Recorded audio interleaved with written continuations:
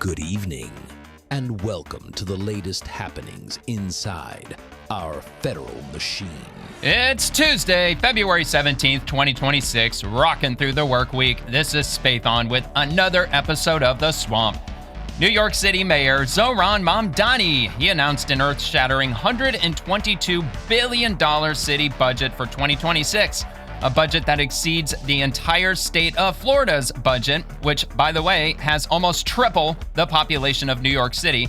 Mamdani also plans to raise property taxes and spend the city's rainy day fund and dig into the city's retirement pension fund. And Reverend Jesse Jackson passed away today at the age of 84. President Trump shares his condolences and a message about his long-standing friendship with Reverend Jackson. Today, the White House announced the massive trade deal with Japan has officially begun, which comprises a total investment of $550 billion. Vice President JD Vance appeared on national television today talking about the administration's plan to combat housing costs, as well as his stance on the declining culture of Europe and his take on the midterm elections. The Democrat partial government shutdown drags on, and TSA employees are speaking out. Also, CNN admits that the shutdown doesn't affect Immigration and Customs Enforcement in any way. And also, Eric Swalwell, he intends to run for the governor of California, but he may be declared ineligible because he owns a house in Washington, D.C., and declares that property as his primary residence. In California, you must be a primary resident of the state for at least 5 years. And there's a lot more that happened today, so we're going to dive straight in. And if you enjoyed the video, please give the video a quick like if you get a second, and subscribe to the channel if you enjoy the daily updates. And if you leave a comment below, I might just read it on tomorrow's episode. And every article you'll see in the video will be down below in the description. We're going to start right here with Sean Fitzgerald, actual justice warrior from 8 hours ago as of this recording. Mamdani is reportedly pushing a $122 billion budget. Not only is it significantly higher than last year's, it's more than the state of Florida's $117 billion budget, and Florida has 15 million more people. This is 100% undeniably a spending problem and proof he created the deficit. So I don't know if I'd go as far as to say that he created the deficit. He's been the mayor for what, a month and a half? I'm sure that New York City, or maybe I'm totally wrong. Maybe they don't have an operating deficit year over year. Maybe that would explain the whole rainy day fund that he's apparently going to be dipping into. I'm not so sure. But if he has already created a deficit in New York City and he's only been the mayor for a month and a half, I mean, like, not to say we told you so, but you get what you vote for. And this is from Mayor Zohran Mamdani himself. Today, I'm releasing the city's preliminary budget. After years of fiscal mismanagement, we're staring at a $5.4 billion budget gap. That's actually not too bad in the grand scheme of things. At least it didn't sound that bad. And two paths. One, Albany can raise taxes on the ultra-wealthy and the most profitable corporations and address the fiscal imbalance between our city and state. Well, I think California has already been trying that for a while, and they're getting lots of millionaires and billionaires fleeing the state, which is probably what Governor Hochul is worried about. Probably doesn't want a whole bunch of ultra elites just leaving New York altogether, which they're going to do exactly that if they want to play this game and start taxing the hell out of the wealthy. I mean, which, by the way, the top 1% of American income earners, they pay for 60% of all income taxes, by the way. And moving on, so the other, a last resort, balance the budget on the backs of working people using the only tools at the city's disposal. The first path matches a structural crisis with a sustainable and fair solution. I know where I stand. New Yorkers voted for bold change and competent leadership. We will deliver both, and we look forward to partnering with Albany to protect working New Yorkers. So all those words to describe absolutely nothing. Exactly how are you going to do this? Where's the money going to come from? Where's the money going to go? How exactly do you plan on taxing the ultra wealthy? He doesn't go into any detail about that. And he's got the blue check mark, so he's allowed up to 5,000, I think it is. Maybe it's 3,000 characters. You get thousands of characters worth of text that you can squeeze into a single post on the X platform. And I mean, look, he went over the minimum to display the whole thing. Hence the reason why I had to click show more. At least I believe that I did. Well, you know, if I go back, I think that shows it a little better. But yeah, there you go. Well, regardless, doesn't describe a whole lot of anything as a typical Democrat does or doesn't. More like that. So anyway, from New York Post, Mamdani set to unveil record $122 billion budget fueled by proposed New York City property tax hike. So this is going to be on the New York Post. I came across a number of different articles describing what Mamdani's insane plans are for budgeting New York City, and I figured the New York Post seems the most fitting, right? Zohran Mamdani unveils record $127 billion budget fueled by proposed New York City property tax hike. So according to the New York Post, it's even more than 122. They're adding another 5 on top of that. So this is an extremely high budget. Mayor Zohran Mamdani. Oh yeah, by the way, just a quick comment on Florida. I live in Florida. I've been here my entire adult life, over 20 years. And every year we always get an operating surplus, not a deficit, when it comes to the state taxes, which is why we don't have to pay state income taxes. The tourism industry pays for, I believe they pay for the bulk of that. Not to mention we have a pretty sizable population already. And for the city of New York to have to take out or budget 3 times the amount that the state of Florida does is just insane to me. And if you've ever been to Florida, I think most people have, you'll notice that our medians are very well manicured. They're beautiful. They've got, our palm trees aren't dead in the middle of the street in our medians and stuff, like very well manicured, flowers everywhere. Looks absolutely gorgeous. All the street lights are all LED. Matter of fact, all of our street signs that display our street names, those are all backlit. So it's a really nice infrastructure we have going on down here, and we're not operating at a deficit in any way at all. It just blows my mind that they're going to have to use $127 billion on what? $127,000 million. That's what it breaks down to, essentially. So anyway, let me get into this. So Zohran Mamdani issued Governor Kathy Hochul a stunning ultimatum Tuesday while unveiling his $127 billion budget proposal. Tax the rich, or he'll raise property taxes by nearly 10%. Yeah, you read that right. 10%. I think specifically it was like 9.6%. It's 9 point something percent. But regardless, which I find hilarious because one of the biggest things that he ran on was lowering rent and freezing rent prices. So if you're going to lower rent, how is that going to work if you're going to be raising taxes? That's not going to be possible. I mean, technically, I guess it's possible if you want to live in like a communism dystopic nightmare. I would assume that a lot of property owners are probably just going to be scrambling to sell their properties, because I think technically he could probably sign an executive order which would effectively freeze rent. If he does have that ability, why hasn't he done that yet, first of all? And second of all, why hasn't he yet signed an executive order that forces rent to be reduced? I don't even know what that would look like. Everybody in New York City must lower their rent by 10% year over year. I don't even know if that would even be possible. Probably would be challenged in the courts. I have no clue. I'm just assuming that he would have done something like that because that's what he ran on. But at the end of the day, he's doing the exact opposite. He's raising property taxes. That's the opposite of lowering rent costs. The eye-popping preliminary spending plan for the 2027 fiscal year. Okay, so this is 2027. My bad. I thought it was for this year. I thought they were about to roll that out for the rest of this year.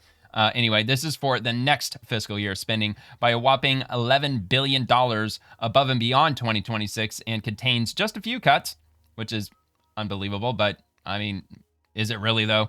But the Democratic Socialist brazenly claimed he would be forced to hit the pocketbooks of everyday New Yorkers if Hochul and Albany don't comply with this push to raise income taxes on the wealthy.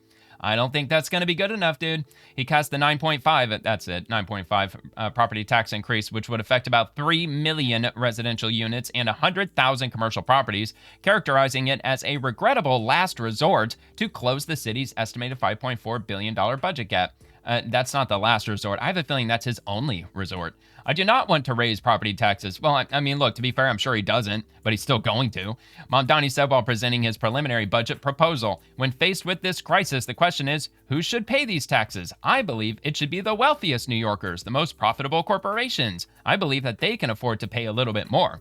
Well, and then they'll also be free to leave the state because they have 49 other states that they can choose from, especially if they're highly profitable. Probably wouldn't, look, it would probably cause a short-term hiccup, speed bump. It could be problematic to relocate an entire corporation, but it's not unheard of. It happens actually quite often. It was a clear message to Hochul, whose approval Mamdani needs to make his long-promised rich tax a reality, but who has voiced staunch opposition to the idea as she faces re-election in the fall. Oh, so she's trying to save her own ass. I got it. And without that approval, Mamdani warned he would be forced to go down a second, more harmful path of property taxes. So it's basically you versus me. And she knows that if she's going to raise taxes on the wealthy in New York, she's not going to get a whole lot of donations, campaign contributions, and so on. Anyway, which would be placing the onus on or for resolving this crisis on the backs of working and middle-class New Yorkers. But the staggering property tax proposal would only generate about $3.7 billion, city officials said. Let's see, what do we got here? The fiscal year 2027 preliminary budget is balanced at $127 billion. So the Department of Education, they're seriously dumping 40% of $127 billion into education alone. That can't be right. There's no way that that's right. Is that seriously right? Oh my God. So are you ready to get your mind blown? Check this out. So 40%, that breaks down to $50.8 billion. That's how much money that they're going to dump into just the Department of Education for New York City. And I looked this up. So how many K through 12 students are there in New York City? There's 900,248 students, which breaks down to $56,055 per student in New York City. That's how much money they're going to spend just for 2027. $56,000 for a student. That is insane. Look, I don't know what the average household income is in New York City. I'm assuming it's probably in the six figures. But if it's like $112,000, then they're taking the half of the entire household income on average just in one individual student. This is lunacy. This is crazy. So if you have 3 kids, they're spending $150,000 a year on your kid. Talk about corrupt, man. That is unreal. Talk about desperately in need of an audit. It's insane, man. I guess the cost of indoctrinating students into, left-wing extremism, it just comes at a high cost, I guess. All right, so Mamdani, oh yeah, here, so also social services. I mean, I'm sure you already read it by now, while I'm blabbering. Anyway, so uniform agencies at 12%, all other at 9%, health, what is that, healthcare at 5%? It is crazy, man. That is blowing my mind. And it's all about the indoctrination, man. Costs a lot of money to indoctrinate students. CUNY at 2%, housing is only 2%. How about you flip-flop those numbers? How about you put education down around the 2% mark? Because, what are the performance standards with K through 12 education in New York City? I cannot imagine that they're stellar in any way, shape, or form. And then put 40% into housing. Then you would really make New Yorkers a hell of a lot happier. But, what do I know? All right, so anyway, let's move on. Mamdani also proposed raiding more than $3.25 billion from the city's main reserves and millions of dollars more from other savings account to close the fiscal gap. But even while Mamdani has been framing that deficit as a crisis, which Hochul pitched in $1.5 billion to help cover just this week, his new proposal made few sizable cutbacks, leaving many skeptical about his bullish charge at Albany. The mayor should ensure that every one of the people's $127 billion is used well before asking them to dig into their pockets, said Citizens Budget Commission Executive Director Andrew Rain. So I get it. The $127 billion, it's not coming exclusively from everyday New Yorkers, citizens. It's also, I'm sure a lot of it's coming from corporate taxes and maybe capital gains or something. I don't know. I'm sure it's just not coming directly from the individual taxpayer. So moving on, the best choice is to eliminate spending that does not improve New Yorkers' lives and make the government more efficient and effective, he said. City Comptroller Mark Levine warned that Mamdani's property tax proposal would have dire consequences and that the city was currently under the greatest fiscal strain since the Great Recession. Yeah, it has. They've been under great restraint, especially during the COVID era. I read somewhere, it may not be the case anymore, but it's somewhere around 2021 or 2022, something like 35% of all commercial property in New York City was sitting vacant. So our property tax system is profoundly unfair and inconsistent, and an across-the-board increase in this tax would be regressive, said Levine, a Democrat. But you know what? This might be Mamdani's way of playing 4D chess. Jack up property taxes by 10, 20, 30% over the long term, and then that's going to force all of these property owners to sell their properties, and then the city of New York will swoop in and buy up all those properties for pennies on the dollar, turn them into low-income ghetto housing. Maybe that's what their agenda is. I don't know. He wasn't the only city Democrat frustrated with their new socialist comrade commandant, with sources telling the Post that even the most progressive members of the city council are annoyed.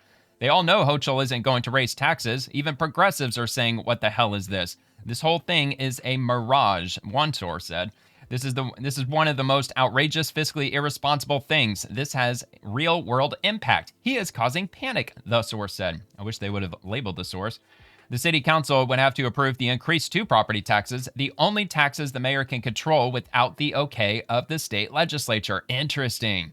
So he doesn't unilaterally have the decision to raise property taxes. It has to go through the city council. Do you really think that they're going to raise them? Maybe. I guess if he just pitches whatever he's going to pitch to them. But maybe they're behind Mamdani no matter what. Maybe they don't want to look anti-Islamic or anti-Muslim, anti-racist, so they're just going to go along with literally everything he wants. Who knows? Mamdani's plan includes some frightening prospects: a nearly 22% tax for residential homes and townhouses or buildings with just 3 or fewer units. What? More than 13.6% for larger apartment buildings and nearly 12% tax for commercial properties like storefronts or office buildings.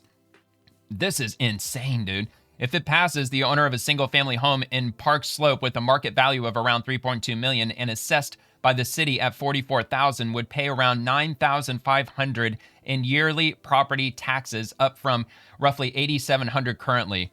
So that would be in total. So a $3.2 million property would have to pay $9,500 in annual property tax. Am I reading that right? I mean, it says assessed by the city of $44,000. I'm not exactly sure where they're going with that, but if that's the case, that's actually not too bad. I mean, at least compared to a $3.2 million property in Florida. I'm pretty sure a property in like Miami area, I guarantee you they're paying a hell of a lot more than $9,500 annually. But anyway, let's move on. So a condominium unit on the Upper West Side currently assessed at $120,000 would go for paying $14,926 to $16,345 in annual property tax. Okay, yeah, so I got to be reading this wrong. Maybe it is $44,000. Maybe it'd be an increase of $9,500 or something. I mean, the $44,000 annually sounds more right to me. All right, so we go from, okay, so we already got that. Let's see what this is. $7.54 billion to fill cliffs across 6 major unbudgeted needs. City tax levy, including cash assistance, rental assistance, shelter costs, due process cases, judgments and claims, city subsidy, and structural deficit. So for the most part, it's just maintaining the welfare state. Look, if they just reverse their sanctuary city status, they could save a hell of a lot of money doing that. The source added that property taxes haven't been raised since just after the September 11th, 2001 terror attacks. Mamdani's budget proposal, a 9.6% increase over fiscal year 2026's $115.9 billion, includes $38 billion for the Department of Education, a $3 billion increase, $6.38 billion for the NYPD, which is a $100 million increase. I thought they were all about defunding the police. I thought Mamdani was defund the police. $38 million to the law department to hire 200 new attorneys and 100 support staff. For what? Illegal immigration, probably?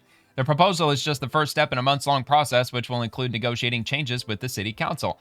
The finalized budget is due by June the 5th and would go into effect July 1st. Oh, so this is going to get very interesting. So there's plenty of time for them to throw out a bunch of harebrained, insane, crazy-ass ideas.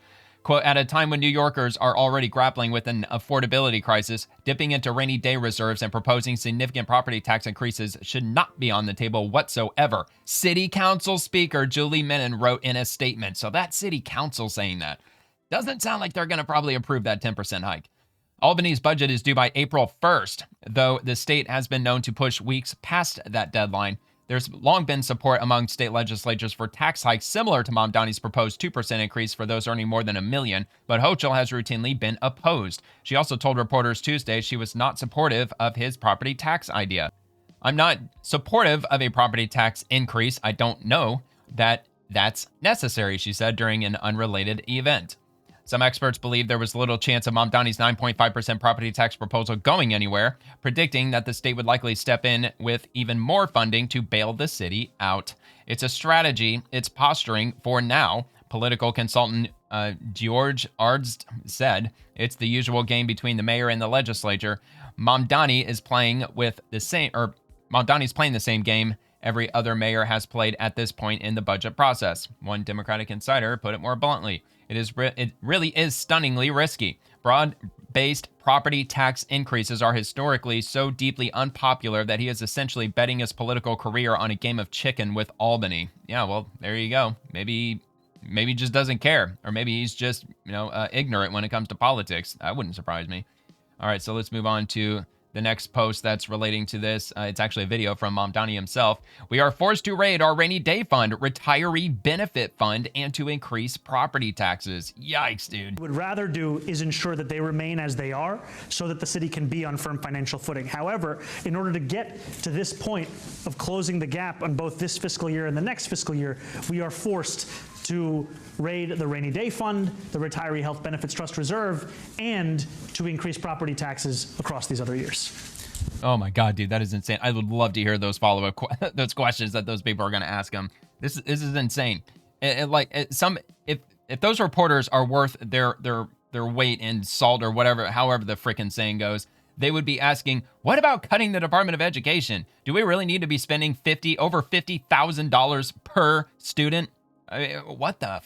All right, anyway, so for the post-millennial, Mamdani says if Hochul doesn't allow New York City to raise taxes on corporations and highest earners, he will raise property taxes on New York City homeowners. For those who have watched budget after budget, it is tempting to assume that we are engaging in the same dance as our predecessors.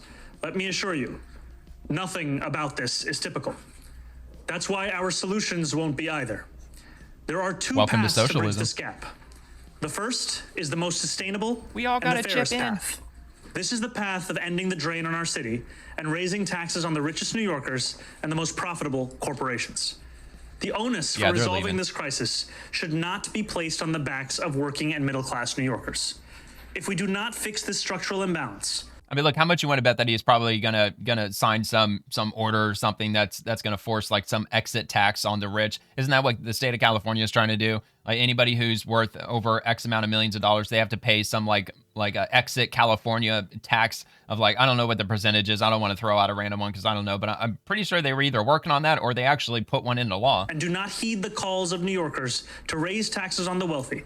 This crisis will not disappear. It will simply return, year after year, forcing harder and harsher choices each time. And if we do not go down the first path, the city will be forced down a second, more harmful path. Faced with no other choice, the city would have to exercise the only revenue lever fully within our own control. We would have to raise property taxes. Oh my God, dude, this dude is so fucking retarded. He's so retarded.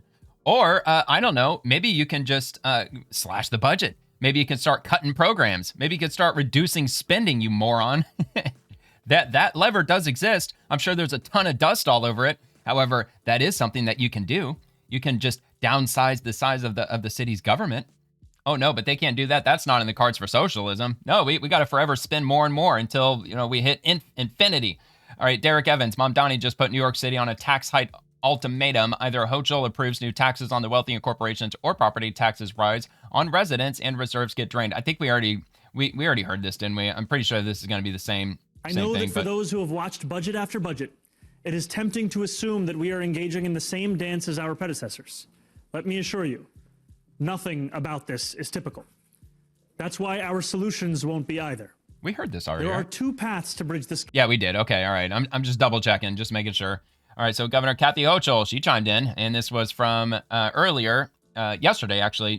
We're providing $1.5 billion in state aid to protect essential services, support working families, and put New York City on stable financial footing. A strong New York City means a stronger New York State. Proud to partner with New York City Mayor to get this done. Well, that just ain't good enough. That's at least what Mamdani's saying. He's like, no, we're just going to have to start jacking up property taxes for everybody because, $1.5 billion, it sounds nice. Sounds nice on paper, but it's just not going to cut it. I want to spend more money. We don't want to cut anything. We don't want to cut education, for crying out loud. All right. So let's go ahead and move on to Reverend Jesse Jackson from the New York Times. He passed away, whose fiery speeches and populist vision made him a charismatic champion of civil rights, died at 84 years old. And let's see, an impassioned orator. He was a moral and political. Oh, yeah, that's right. I'm paywalled. All right, no biggie. I'll just find another one. If the New York Times wants to be all douchey about their paywall, let's read it from Breitbart.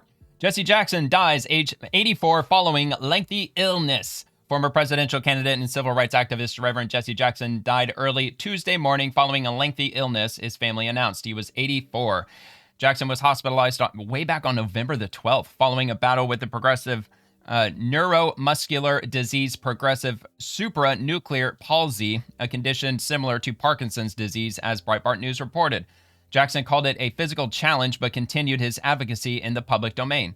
His father, Noah Lewis Robinson Sr., also had Parkinson's and died of the disease in 1997 at the age of 88.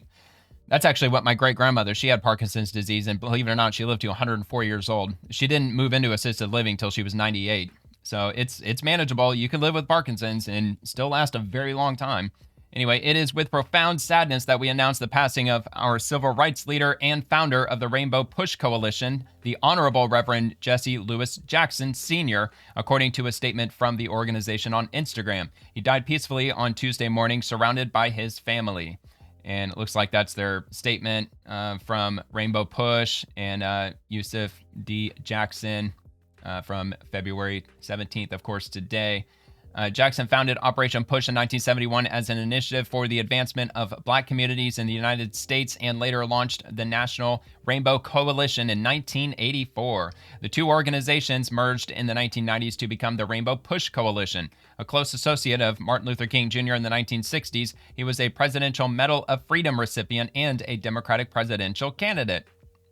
Jackson sought to popularize the slogan, "Keep Hope Alive," which became central to his unsuccessful run for president in 1988. Public observances will be held in Chicago, and future plans for celebration of life events will be announced by the Rainbow Push Coalition, the Jackson family said in its statement. More to come. So there you go. And got this from Rapid Response with President Trump, with Reverend Jesse Jackson himself at different social events, maybe speaking engagements and whatnot from a long time ago, man. Like, what was this, like back in the 80s probably? Maybe the early 90s, like way back in the day. So just showing that he was actually friends with Jesse Jackson, regardless of what the fake news media might say. I mean, he's got the pictures to prove it. All right, from Chuck Schumer, Jesse Jackson was an icon of the civil rights movement and a fearless warrior for justice for all people. He was one of the most powerful voices for positive change in our country and our world. America is a more equal and just place thanks to his work. My prayers are with his family and all those who were inspired by him. As we honor Reverend Jackson in the coming days, I will be thinking of the many lessons he taught us. Quote, never look down on anybody unless you're helping them up. We should all seek to embody that spirit and serve others the way Reverend Jackson did. I think that's quite rich that Chuck Schumer is pulling that quote out because, what about MAGA? You look down on MAGA all the time. You look down on the President Trump. You look down on anybody who's a conservative. Why aren't you helping them up? Keep hope alive. So, and then there's the New York Times article, and we've got this from Daniel Williams. He's replying to Senator Schumer in that post, so I just decided to grab this. We celebrate these great Americans during Black History Month. Jesse Jackson wasn't one of them. And again, that's not my opinion. I'm just showing that there's other Black Americans that we are celebrating during Black History Month. Of course, Clarence Thomas is most of our favorite, for sure. Supreme Court Justice. If only we could make clones of Clarence Thomas and keep him in the Supreme Court forever, America would be a far better place into the future. All right, so Matt, he was a huge race baiter, which is why you like him, because you are one too. And again, that's a reply to Senator Chuck Schumer. And the main reason that I grabbed this was because he follows this up with a video clip. I haven't seen it yet, so let's check it out. 83% of the American people, including majority Democrats, support voter ID laws. Oh, so this is just from the other day. Well, yeah, the voter ID laws that, first, each state can have its own voter ID laws, and some do and some don't. But secondly... Well, yeah, that's the whole point of the legislation, dude. It's going to hand that to the federal government, like the whole 10th Amendment thing. What they are proposing in this so-called SAVE Act is like Jim Crow 2.0. They make it so hard to get any kind of voter ID that more than 20 million legitimate people, mainly poorer people and people of color, will not be able to vote under this law. We will not that sounds let it awfully pass racist. in the Senate. We are fighting it tooth and nail.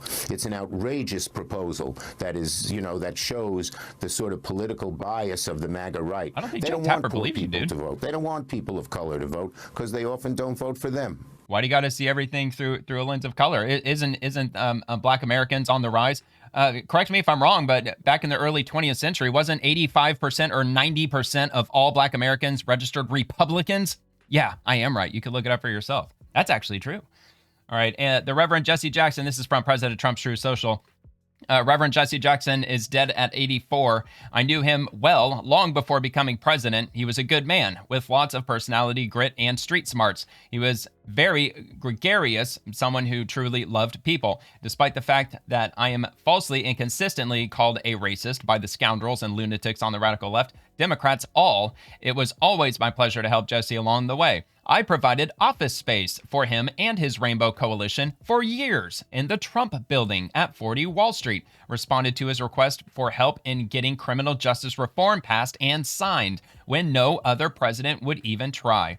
Single-handedly pushed and passed long-term funding for historically black colleges and universities, HBCUs, which Jesse loved, but also which other presidents would not do. Hello, Democrats. Responded to Jesse's support for Opportunity Zones, the single most successful economic development package yet approved for black businessmen and women, and much more. Jesse was a force of nature like few others before him. He had much to do with the election without acknowledgement or credit of Barack Hussein Obama, a man who Jesse could not stand. He loved his family greatly, and to them I send my deepest sympathies and condolences. Jesse will be missed. President Donald J. Trump.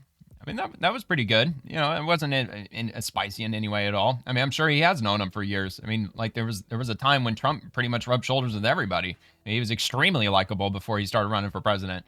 All right, rapid response 47. So we're going to move on past the Reverend Jesse Jackson, rest in peace. And we've got this from President Trump. I have one more after that. I figured I'd just get him out of the way because he posted all three of these today.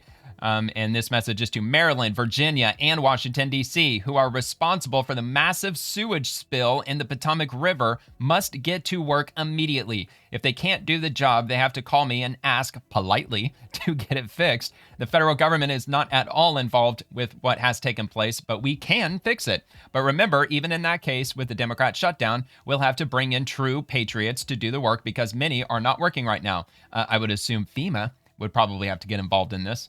Anyway, these Democrat-caused disasters, both river and shutdown, will only get worse. The two governors and the mayor of D.C. must act immediately. This is a radical left-caused environmental hazard. With all of their talk about carbon footprints and everything else, they're allowing hundreds of tons of sewage to pour into the mighty Potomac, making it much less mighty. Act fast. I am awaiting your call. Thank you for your attention to this matter, President Donald J. Trump. And then we've got this one from Japan. Our massive trade deal with Japan has just launched. Japan is now officially and financially moving forward with the first set of investments under its $550 billion commitment to invest in the United States of America. Part of our historic trade deal to revitalize the American industrial base, create hundreds of thousands of great American jobs, and strengthen our national and economic security like never before. Today, I am pleased to announce 3 tremendous projects in the strategic areas of oil and gas in the great state of Texas, power generation in the great state of Ohio, and critical minerals in the great state of Georgia. The scale of these projects are so large and could not be done without one very special word: tariffs. The gas power plant in Ohio, a state I won 3 times, will be the largest in history. The liquid natural gas facility in the Gulf of America will drive exports and further our country's energy dominance. And our critical mineral facility will end our foolish dependence on foreign sources. America is building again, America is producing again, and America is winning again. This is a very exciting and historic time for the United States of America and Japan. Congratulations to all. Thank you for your attention to this matter. Very good news. Fantastic news. All right, so this is from Liz Hudson, and she works in the White House. She's the White House Regional Press Secretary, and she has this: President Trump has defeated Joe Biden's inflation crisis, and America's economy is primed to boom. See how local outlets are covering the recent positive economic news, shall we? Virginia, U.S. consumer inflation eases more than expected to the lowest since May. And that is local CBS19news.com. I'm not going to go through each of these. You know, obviously that's going to take probably an hour to go through all of them. But I will have these links if you want to take a look at them. In Iowa, inflation cooling to the lowest point in 8 months. That's going to be on WQAD.com. Tennessee, inflation measure falls to nearly 5-year low as gas prices fall and housing costs cool. And that's going to be timesfreepress.com. Over in Massachusetts, U.S. inflation comes in relatively tame, defying fears of a jump. BostonHerald.com. And Illinois, inflation is cooling, hitting a 5-year low, new data shows. Man, a lot of them. Fox 32 Chicago. And from Texas, inflation hits a 5-year low. That's going to be on Fox7Austin.com. And that's all she linked, but I mean, that's more than a few. It's quite quite a bit of different sources that are showing prices getting a lot better on the state level. And we've got this from Vice President JD Vance on national TV today on Fox News from Rapid Response 47. They're the ones that posted this. The problem that we have with Europe is not that we don't like Europe. It's that they are doing a lot of things to sabotage themselves. We would like that to stop. We would like them to be an ally in the true sense of the word. Well, I heard somebody say that I was the bad cop so that Marco could be a good cop. Okay. I mean, he gave a great speech, but he drove home, I think, a very important point that the Europeans have largely forgotten, or at least had largely forgotten over the past year, is that the reason why the president or Marco or me talk about borders, the reason why we talk about them spending more on their own security, the reason that we talk about them more becoming a vibrant economy again, is that we want Europe to thrive and we want Europe to succeed. The problem that we have with Europe is not that we don't like Europe, even though you hear that from the European press. It's not that we don't respect our allies. It's that they are doing a lot of things to sabotage themselves. We would like that to stop. We would like them to be an ally in the true sense of the word. Climate change. And I think that's what Marco's speech very buying energy from Russia delivered. It was a great speech. I'd actually encourage people to watch it because unlike most of these speeches, which you hear a lot of slogans and a lot of cliches, he actually outlined a very smart view of American foreign policy, and it's the foreign policy we've been pursuing for about a year and a month. Yeah, of course, flying rainbow flags everywhere, getting woke, which I have no problem with the gay community. I've got gay people in my family. One of my best friends happens to be gay. No problem with that. But the issue with that is that by flying the flags all over the place and trying to convince all the children to become a part of the LGBTQ community, it's just leading to depopulation. That's really what it's all about. At least that's what it seems like it's all about. All the roads are leading directly to depopulation. And they're infusing a huge number, millions of migrants from the Middle East. And yeah, it's not good. And a lot of people are quite worried about Europe. I mean, I read somewhere that, what was it, by the year 2050 or 2060, that with the current rate of the population shift that is happening in France, that by the year 2060, they would have enough Muslims in their population to make it the majority and could technically make France an Islamic republic. So yeah, think about that. All right, so we got this one. We're going to make it easier to build and create homes. We're going to make it easier for Americans rather than Wall Street to buy those homes. We also need to get interest rates lower. That's a critical part of the president's agenda. Well, the president's actually articulated a number of ways to make housing more affordable, especially for young Americans who want to start a family, want to raise that family in a house that they own. I think that's a critical part of the American dream. One of the president's proposals he came out with just a couple of weeks ago, actually, was to stop institutional institutional investors from buying homes that should go to American families and to American citizens. He already signed an executive order to that effect, if I'm not mistaken. The president has also driven home the most important thing that we can do to make housing more affordable is to actually lower interest rates. Right now, because of the Federal Reserve, we have interest rates that are still way too high. Even though inflation has come down, frankly, it's come down faster than people thought it would under the Trump administration, and yet the Federal Reserve is keeping interest rates. Look, if the cost of timber costs twice as much as it did 6 years ago, but the supply is roughly the same, if not improved a little bit, why is that? It probably has something to do with government regulation in one way or another. I don't know if it's like related to the EPA or climate change or God knows what. I think that's something they should really be looking at. I mean, somebody just announced, I just read it on this show about a week ago, that up to 50% of the cost of a house, of building a new house today, has completely to do with government regulation. If you got rid of 100% of those regulations that go into building a new house, it would only cost half as much, which is insane. Stubbornly high. That means if you go and apply for a mortgage, you're paying much more for that mortgage than you should. So we're going to make it easier to build and create homes. We're going to make it easier for Americans rather than Wall Street to buy those homes. But we're also going to get interest rates lower. That's a critical part of the president's agenda. Yeah, I think if they just stick strictly to interest rates and they don't mess with anything else, I just can't help but think that that's only going to cause houses to get more expensive, because there's a lot of people that are just sitting and waiting for the interest rates to come down. I would have to argue that a much larger amount of people are just waiting for housing to come down in cost in general. I'm not sure if that's really going to happen. I mean, look, everybody's been holding their breath for years, especially during the fallout after COVID, just waiting for some economic collapse of some way, shape, or form because of the insane amount of debt that we had added to the deficit, and everything had gone up so substantially in cost, and our wages barely moved. year over year, like over the last 5 years or so. It's gone up a little bit, but not nearly enough to offset these enormous costs that we have to pay for literally everything now. So, and record credit card debt is going up. People using Klarna and Afterpay to buy fast food and groceries, and it just, at least for me, I've been waiting to see, like, when is this system going to finally collapse? Like, when everybody reaches such a horrific amount of debt that we're just going to get just like large swaths of bankruptcies getting filed and, so on and so forth. But I don't even know if that's even going to happen or not. I keep thinking maybe it's going to happen this year, but no, it doesn't really seem to be the case. So I don't know, man. All I know is that it just seems like a lot of people are hurting out there, but there's almost like two realities happening right now. One where the economy is just rocking and rolling, record-breaking Dow Jones, S&P 500, Wall Street is just full steam ahead, but then the middle class is suffering like crazy.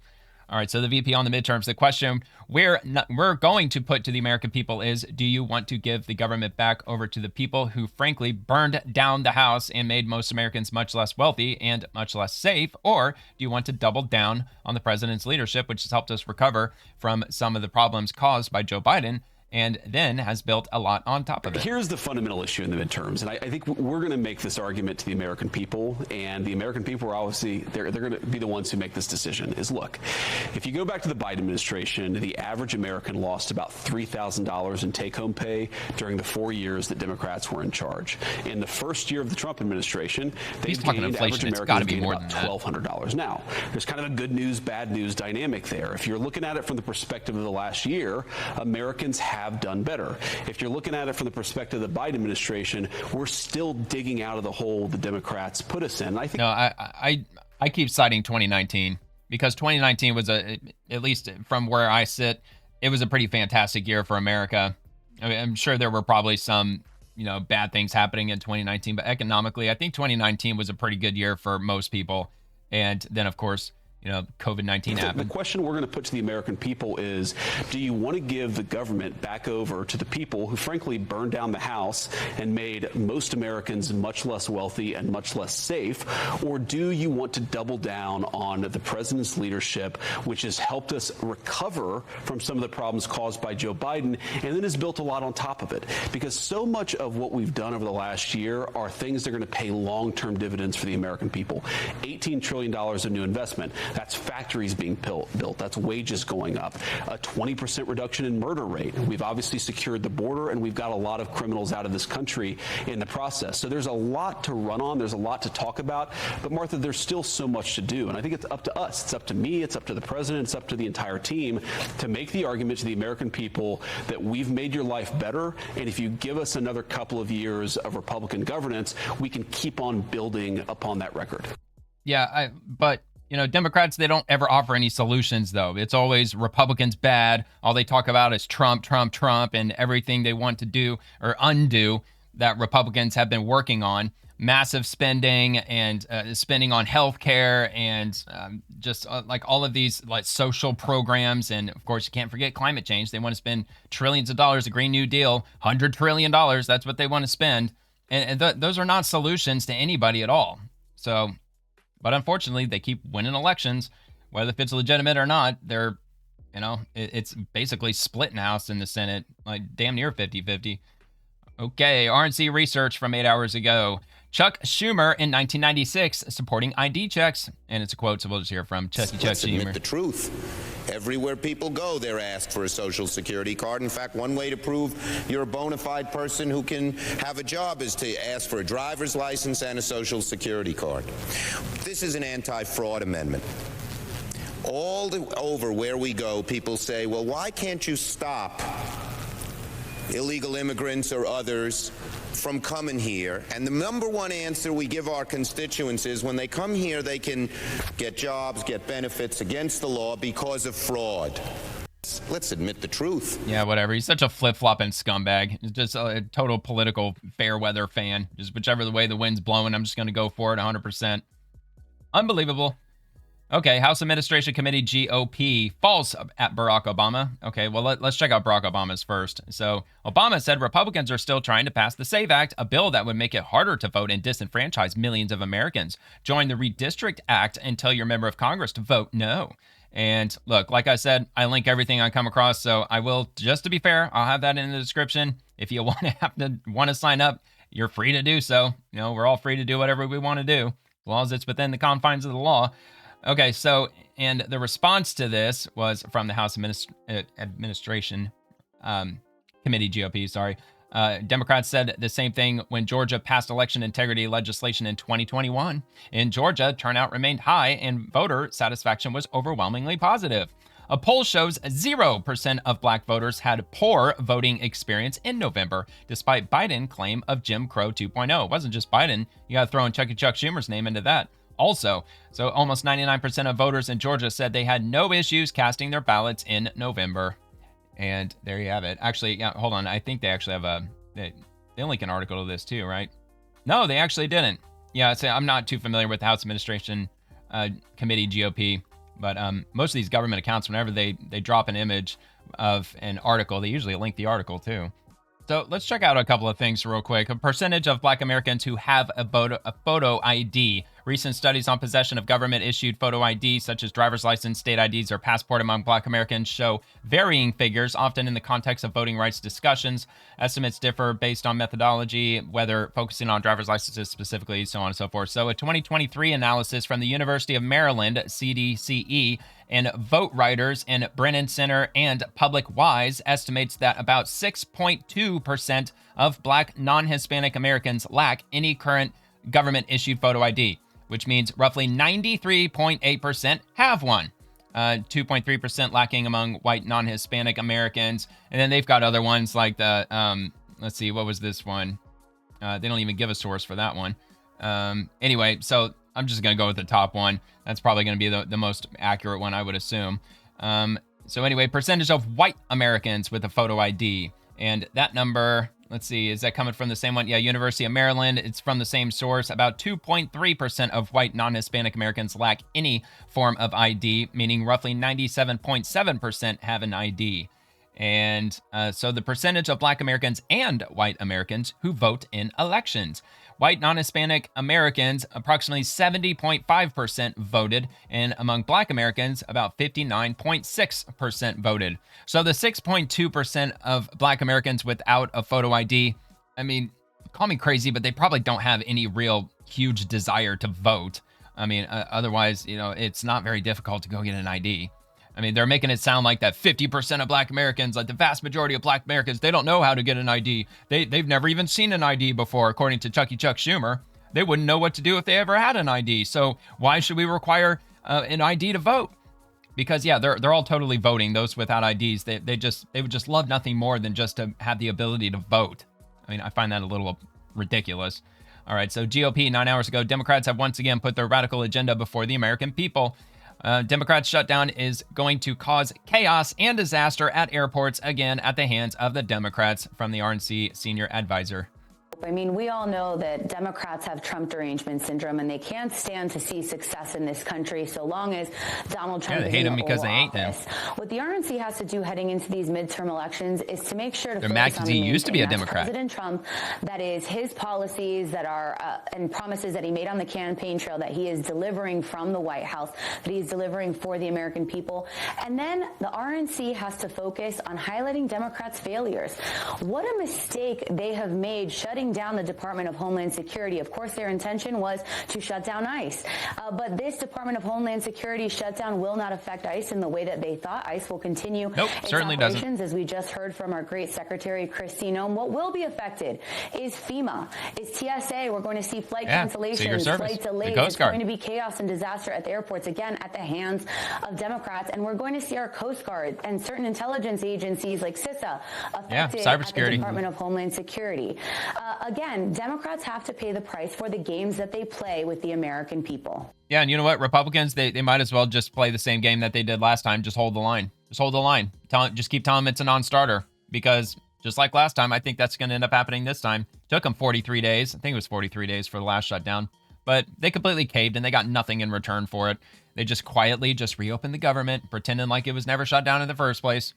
And, you know, as far as President Trump, I don't think Democrats would have ever allowed him to even run for president as a Democrat. I mean, I don't have any doubt about that, which is probably why he ran as a Republican in the first place.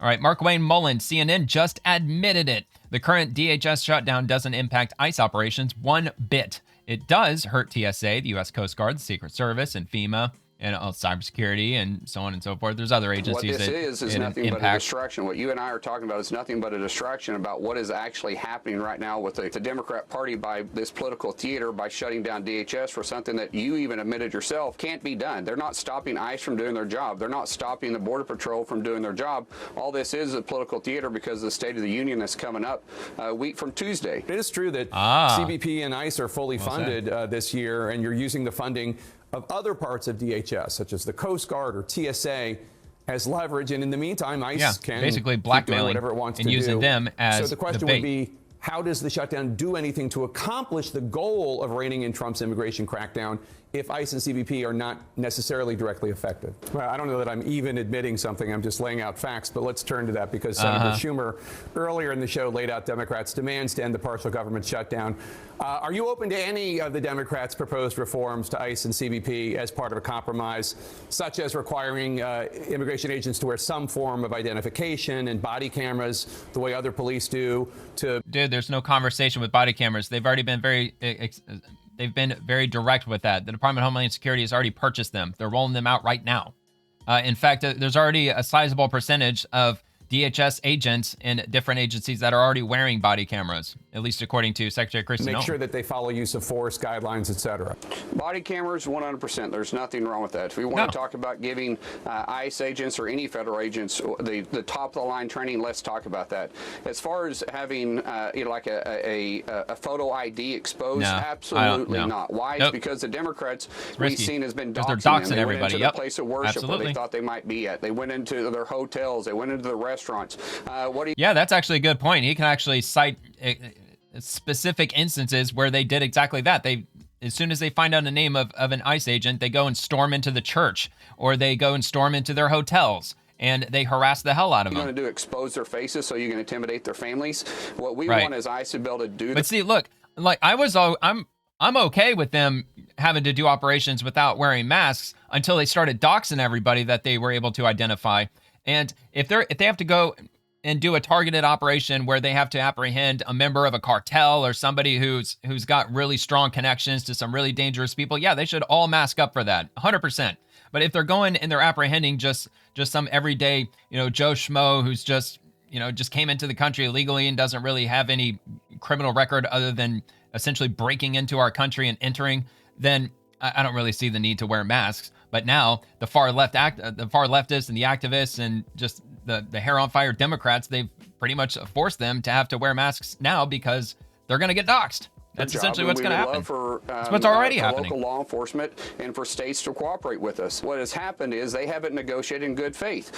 When they wanted to do this 2-week CR, we asked for 6 weeks. They asked for 2 weeks. We said, okay, it took them 10 days before they gave us a counteroffer. The White House returned an offer in 48 hours. It took them another 2 days to respond. And then when we asked, okay, listen, we're going to go into shutdown. Let's have 2 more weeks of a clean CR because it took you guys 10 days to give us just a counteroffer. What they said is, no, we're not doing it. And that's when I started saying, Jake, this isn't about actually opening DHS back. This is about waiting until the president is done giving the State of the Union, which is a week from Tuesday, which is why I said this is nothing but political theater, because what they're saying they can't even do. They're saying they're trying to keep ICE from doing their job. Well, and Trump is going to give a banger of a speech with regard to this partial shutdown. He's probably going to spend the bulk of his speech just absolutely eviscerating Democrats, and I hope he does, because we all know he's got plenty of receipts to bring with him. And as you admitted earlier, and because it's true, ICE and the Border Patrol is funded through the one big beautiful bill up until 2028, and so the only thing they have to shut down is the federal agencies that I named, like FEMA and the Coast Guard and TSA. So they're shutting down thousands of workers for nothing but a talking point. Yeah, man, I cannot get over that. Look, like FEMA people, a lot of people, they don't like FEMA very much for a number of different reasons. The same with TSA. Sometimes they at least appear to sometimes step over the line a little bit. with regard to the power that they wield at the security checkpoint. But the Coast Guard, man, the Coast Guard, it's far where I stand, everybody loves the Coast Guard. I mean, why would you hate the Coast Guard? So for them to just strip funding away from the Coast Guard, not just them, it's all of these agencies that they're stripping their funding for, and they're forcing them to work without a paycheck. I just don't see how they think that in any world that this looks good on them at all. All right, Congressman Russell Fry, he says this is a manufactured shutdown. House GOP passed funding and sent it to the Senate. It's simple. Fund DHS, back ICE, enforce the law, open the government. Yeah, it's really that simple. Republicans, they voted yes to funding DHS. Democrats voted no. But Democrats say it's the Republican shutdown, even though it's literally the Democrats that voted no. It's the same thing all over again as the last government shutdown. They're playing the same stupid games. Well, because the Republicans aren't going to, quote unquote, rein in ICE, in other words, basically abolish ICE, because they're not going to abolish ICE, that means that they shut down the government, not us. All right, RNC Research, Utah TSA employee Tanja Fowler on the Democrat DHS shutdown. And they give a quote, so let's hear it from her. Even though it may not show for passengers, many TSA agents are currently working without pay as the DHS shutdown pushes into its 4th day. We signed up to do a very important mission to keep the traveling public safe.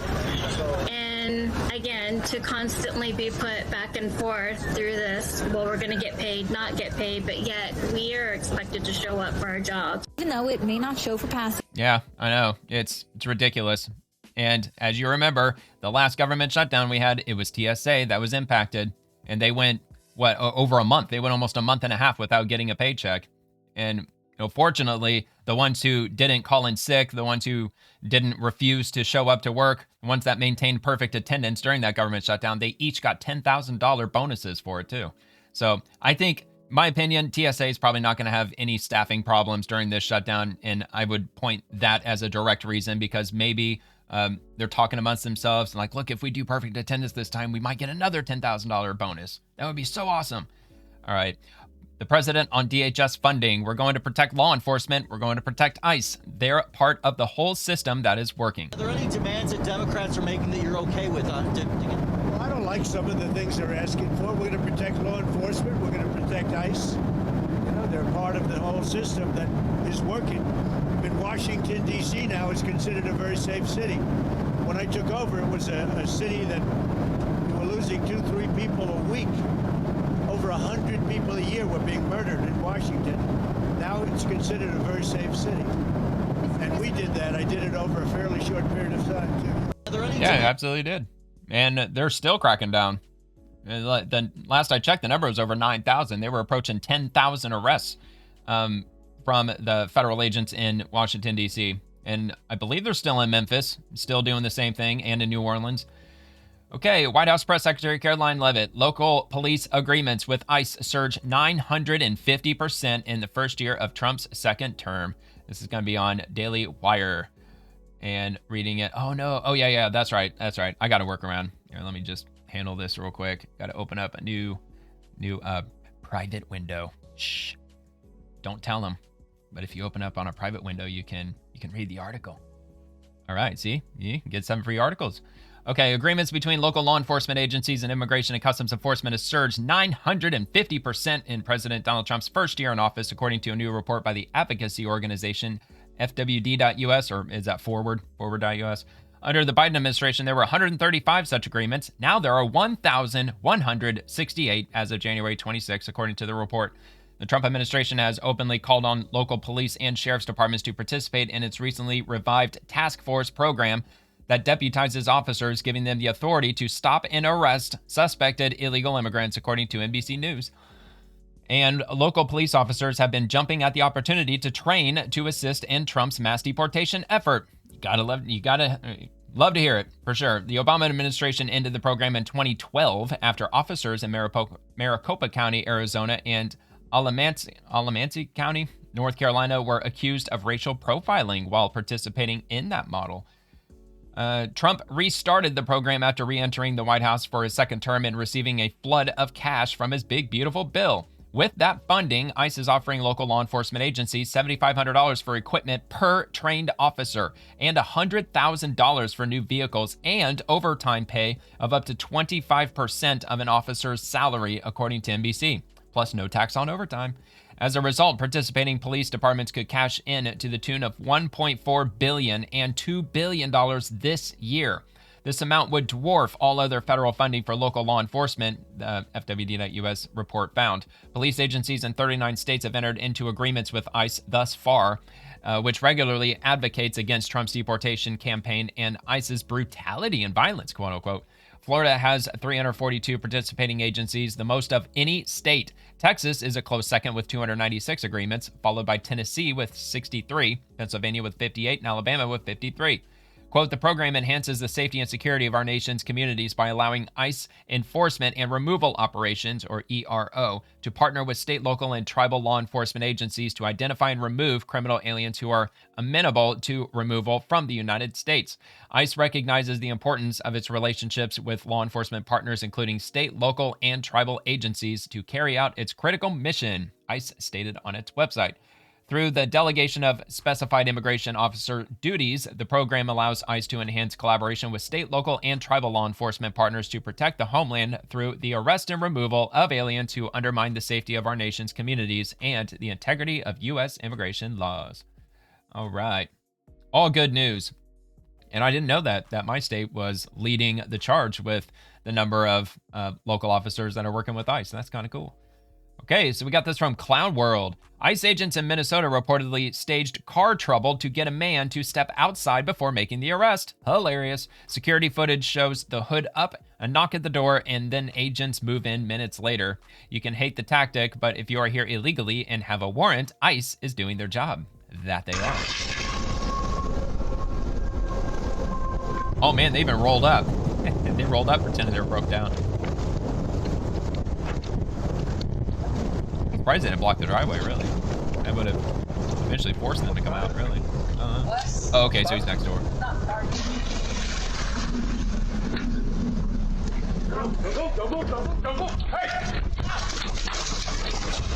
Yikes, man. I mean, the humane side of me kind of feels bad for him. Like, he was just trying to help, like, a neighbor, you know what I mean? I mean, it kind of sucks that they have to stoop to that level, but, you know, Democrats are not exactly not forcing their hand at this point. They got to start getting creative.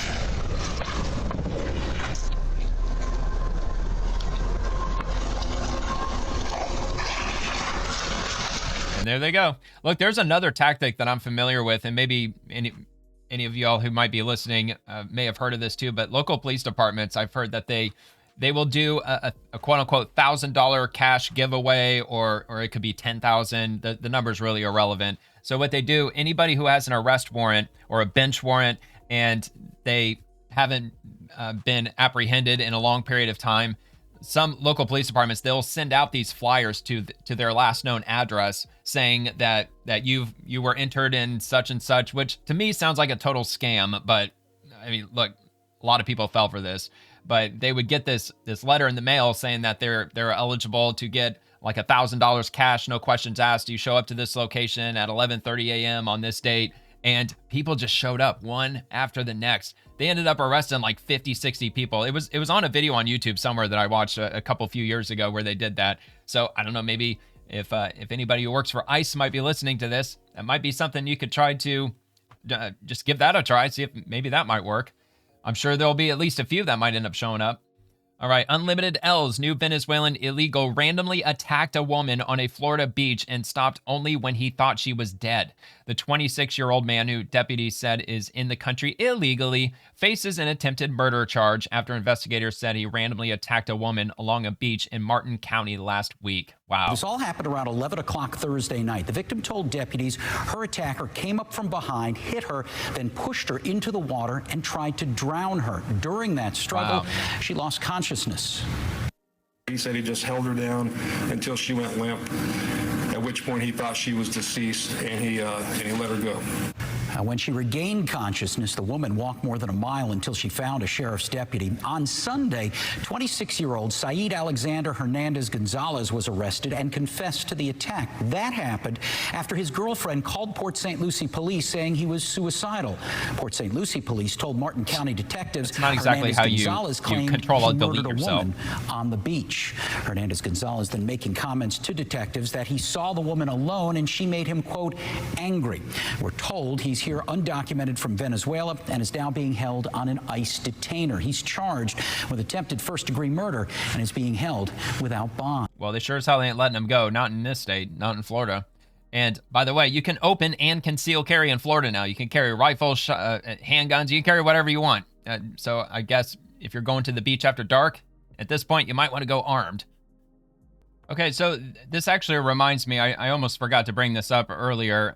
So that whole Pawtucket, Rhode Island shooting that happened in that ice skating rink, I showed the video on yesterday's episode. So it was confirmed that 3 are dead, including suspected shooter after targeted shooting at youth hockey game in Pawtucket, Rhode Island. Police Chief Tina Goncalves says, quote, it appears that this was a targeted event, that it may be a family dispute. The incident occurred at Dennis M. Lynch Arena. The shooter died of apparent self-inflicted wound.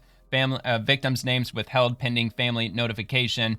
So, yeah, so this happened yesterday around 2:30 in the afternoon, and this is the guy who did it. Turns out he was transgender, and he killed either his current wife or former wife and one of his children, and then he turned the gun on himself. So I'm going to play this. I didn't play this clip. There was a new clip that was released after the initial video clip went viral.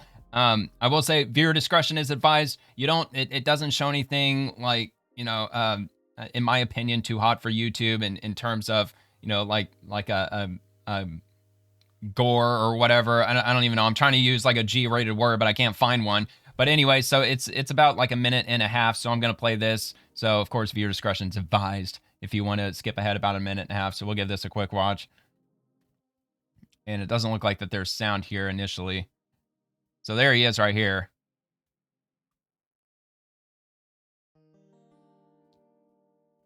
See the guy wrestling with him.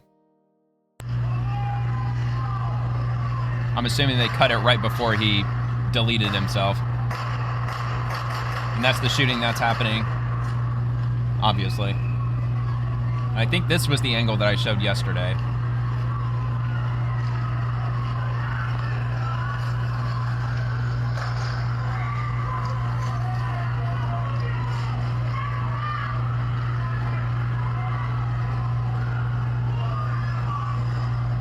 So I don't know if they... Okay, so looks like they might have some outdoor footage. She described that shooting suspect as her father. She came out of the police department behind me here in tears after presumably being interviewed by police. My father was a shooter. What happened? Shot my family. And he's dead now. What was the reasoning? Was there a family argument? He has mental health issues. So yes, she goes on to describe those mental health issues a little bit more. She says that he had been struggling with mental health for quite some time. She said, quote, identity. He was very sick. Yeah, of course. I don't know if this is like he doesn't look like a mainstream news kind of guy, but I'm sure that's what he was dancing around. The fact that it turns out, at least from what I've seen, he is a transgender. And matter of fact, I found his profile right here on the X platform. This is him, supposedly. I'm not 100% positive. I could be wrong. I could have been misinformed. But supposedly, this is the guy. This is the guy who committed that shooting yesterday around 2:30. This is his profile image. And apparently, he identifies as transgender. Or he did. And yeah, from Rhode Island. So that would be consistent. This most recent post that he made was February the 15th. This is the most recent one that I could find. Where he says Jewish president, but okay. But anyway, so there's been quite a few comments on this post by people saying burn in hell. Congratulations, you've made your kind even more hated than it already was. Enjoy hell, your real home. Your family is in heaven while you're burning, for your information. Once again, trans. So, you know, those posts are obviously going to be in here. I'm not going to go too far because I didn't really read through these. So of course, on the X platform, things can get really hairy really quick, pretty spicy, way too spicy for YouTube in many cases. But anyway, so actually I did catch this. Do a comprehensive analysis of this person and identify which political or commentator figures would this person mostly align with. So I don't know if this guy's like maybe leaning over on the left or maybe not. Maybe he's just like in the middle of the road kind of guy. He's from Canada. But Grok says, based on T. Girl Kuda's recent X post, the account appears to identify as transgender, often defending trans individuals aggressively against critics such as like Kevin Sorbo and Alex Jones. Posts show sarcasm toward identity politics, e.g. Kamala Harris, anti-tax sentiments, and occasional ethnic, religious commentary. Alignment leans toward libertarian-leaning conservatives with pro-trans views, similar to Blair White or Caitlyn Jenner. So anyway, that's pretty much the base. That's about as far as I went, as far as like his profile and following up on what, you know, what the fallout was after he shot up his family at that ice skating arena. But his main post, he's just, hold on, let me go back. Like here we go. Like he doesn't actually post anything. He just reposts everything. James O'Keefe, Thomas Massey for Congress, Alex Jones. I mean, Grok said he was anti-Alex Jones, so I don't know why he's posting Alex Jones stuff. Marjorie Taylor Greene. So he posts a lot of conservative content. But anyway, you know, just to point out the fact that he's transgender and they take a lot of medication that, and you know, it messes with your hormones, messes like with like what is it, estrogen or something? I don't know. I'm about as ignorant as you can possibly get when it comes to like transgender medications. I just know it fucks with your brain, and you're not supposed to be taking that if you're a man and trying to become a woman, because it messes up with your chemical balance in your brain and it leads you to do things that you ordinarily wouldn't be doing, such as killing your whole family. Not saying that all transgenders are going to do that. I would go as far as to say probably 98% of them would never even think to do something like that. I just want to be clear about that.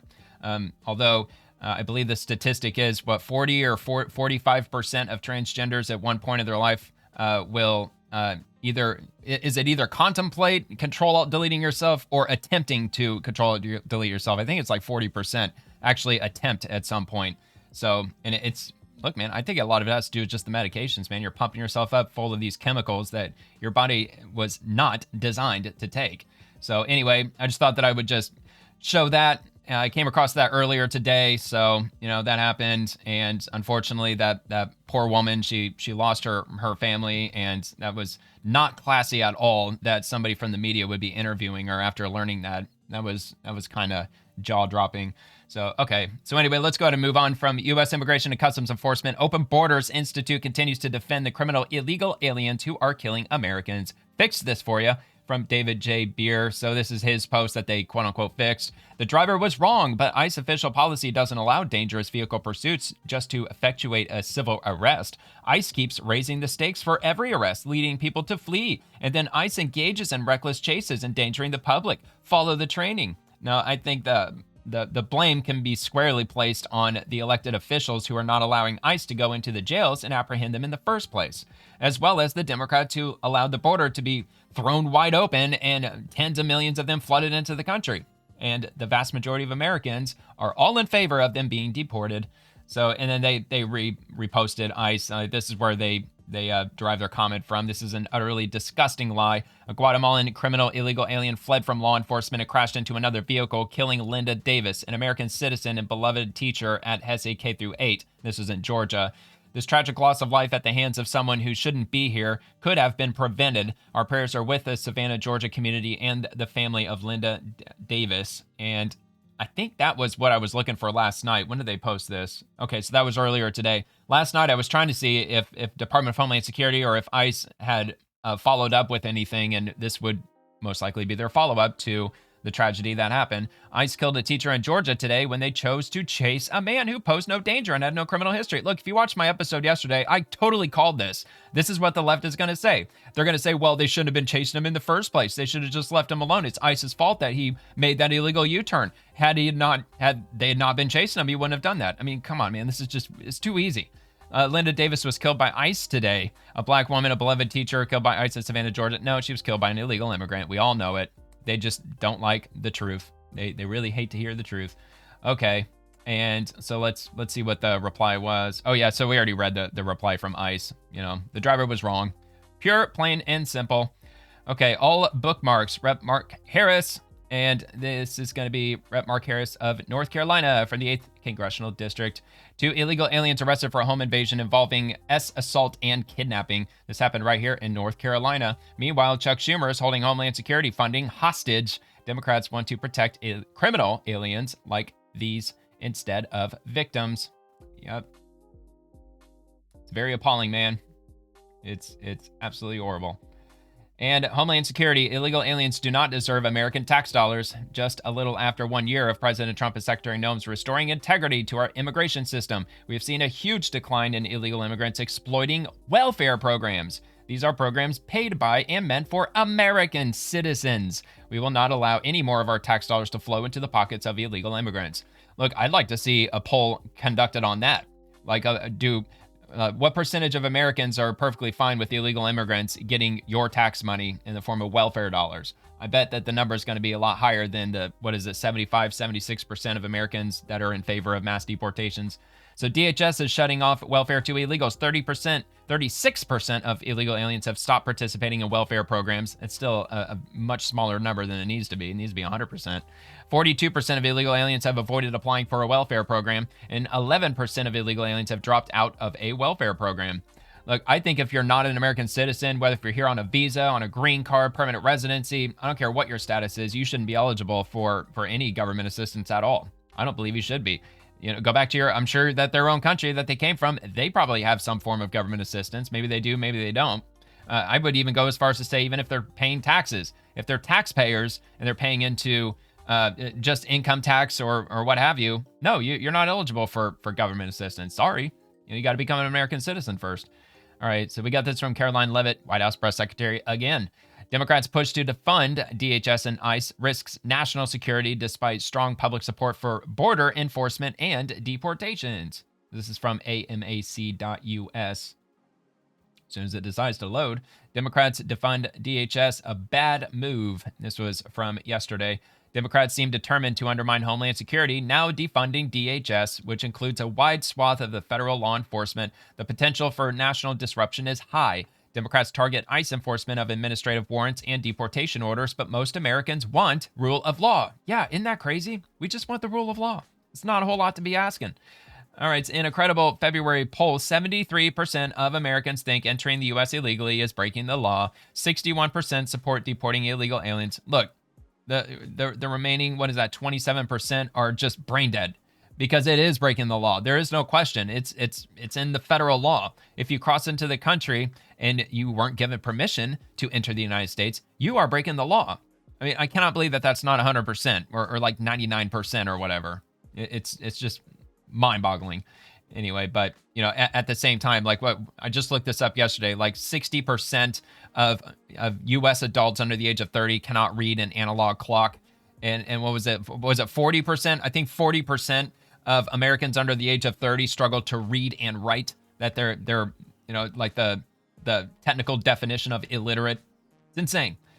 Okay, so 95% of Republicans and 64% of swing voters and 58% reject Democrat calls to defund ICE, with 54% expressly supporting ICE. In states like Maine, a Democrat-dominated sanctuary state, citizens support ICE, 84% in one poll supporting ICE across the state, yet Democrats persist. Well, plus, they were showing polls going back to 2016, the support in the federal government rounding up illegal immigrants and deporting them. Back in 2016, it was only like 35% of Americans were in support of the federal government rounding up illegal immigrants and deporting them. Right now, it's like approaching 70%. The same poll, the one that was conducted back then, and the same pollster or organization that conducted the poll, I mean, like, it essentially doubled in just a 10-year period. So it's definitely on the incline. Democrats are now blocking all DHS funding, including for ICE, Customs and Border Patrol, Transportation Security Administration, TSA, U.S. Secret Service, U.S. Coast Guard, FEMA, Cybersecurity and Infrastructure Agency, the National Infrastructure Protection Center, National Infrastructure Advisory Council, which advises the president on national cybersecurity threats. Yeah, they've been defunded. or at least temporarily. While essential personnel continue to work unpaid, Democrats have adopted a lose-lose posture. They seem content to allow threats to proliferate and if Manning falls to attack federal law enforcement, ICE, which has public support. As of Monday, February 16th, the AP is reporting neither congressional Democrats nor the White House see signs of compromise in their battle over ICE, which has now triggered another indefinite partial government shutdown.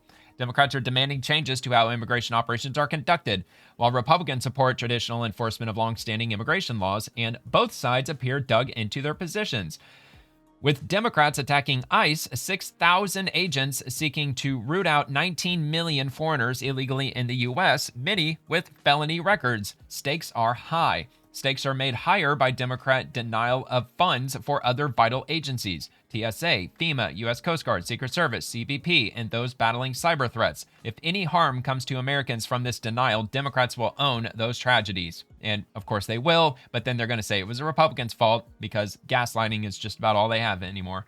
In short, the dispute has Democrats seeking policies that allow the public to dox or identify agents, block administrative warrants, disrupt operations, trail individual agents, and harass agents following established constitutional process. Said White House border czar Tom Homan, quote, "These men and women have to protect themselves. Perhaps the larger issue is the protection that all Americans deserve, including protection by all the listed agencies and protection day to day from millions of illegal aliens still free and committing crimes across the U.S.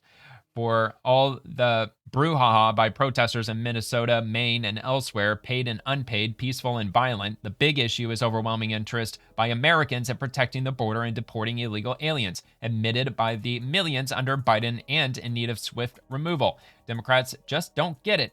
Viewed through the lens of average Americans, Democrats, as they did on Title IX, misgauge what people want. Most Americans want illegal aliens to be deported civilly but swiftly. Their impact unsustainable. Most want rule of law. That was from Robert Charles, former Assistant Secretary of State under Colin Powell, former Reagan and Bush 41 White House staffer. Man, he's got a lot of credentials, the guy that wrote this. Moving on to Chairwoman Lisa McClain, law enforcement's mission is to protect and serve, and that's exactly what these officers did. Why are Democrats in Detroit siding with criminals instead of following the law? The police chief should be ashamed. And let's see if she links the article. I have a feeling she may not. Nope, but that's okay. I mean, we've got this at least from the Detroit News. Detroit police chief plans to fire officers who called Border Patrol at traffic stops. Wow. Detroit Police Chief Todd Bettison said he plans to fire 2 officers who in recent months called Customs and Border Protection at traffic stops, leading to detentions.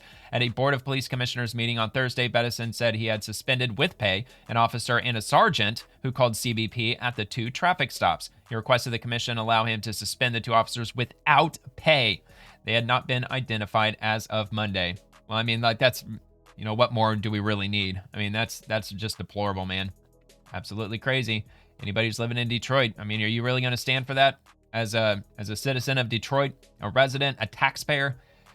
Anyway, the Department of State from 9 hours ago, the United States has no obligation to host criminals who endanger the American people. A U.S. visa is a privilege, not a right. In this Trump administration's first year, we revoked over 100,000 visas from the worst of the worst: DUI, child abuse, and assault. And they have a few examples from the Department of State.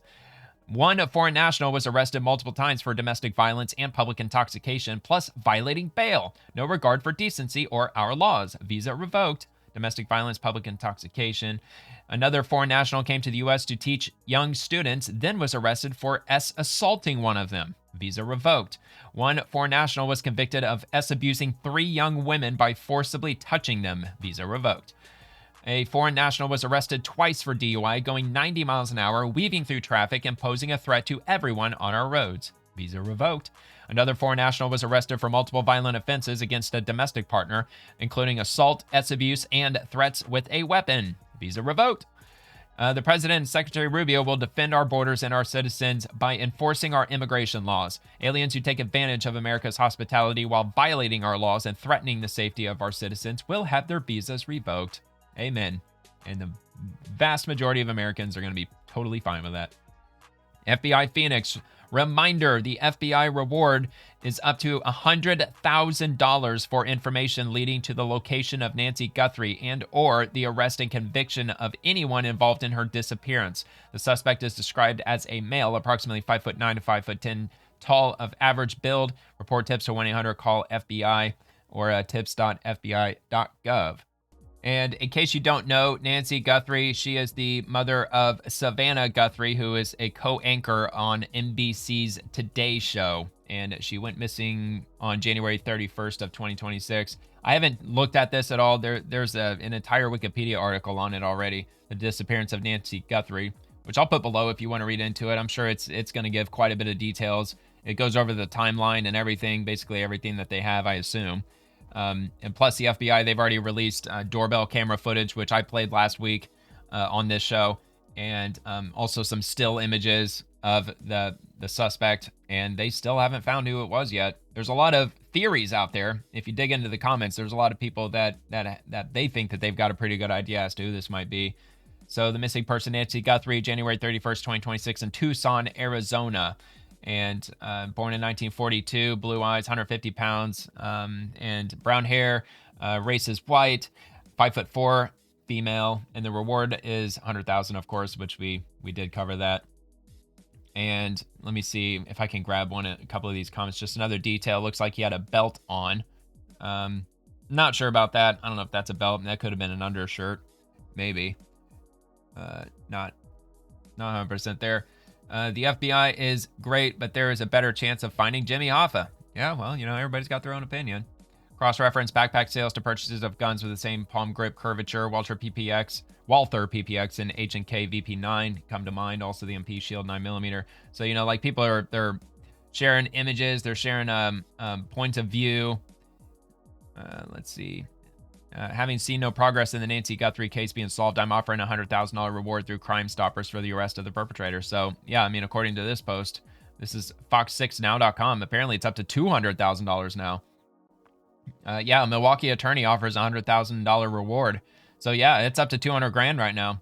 So, if anybody has any information, that's a substantial sum of money if you're hanging on to a secret currently. All right. Let's head on to U.S. Attorney Janine Pirro.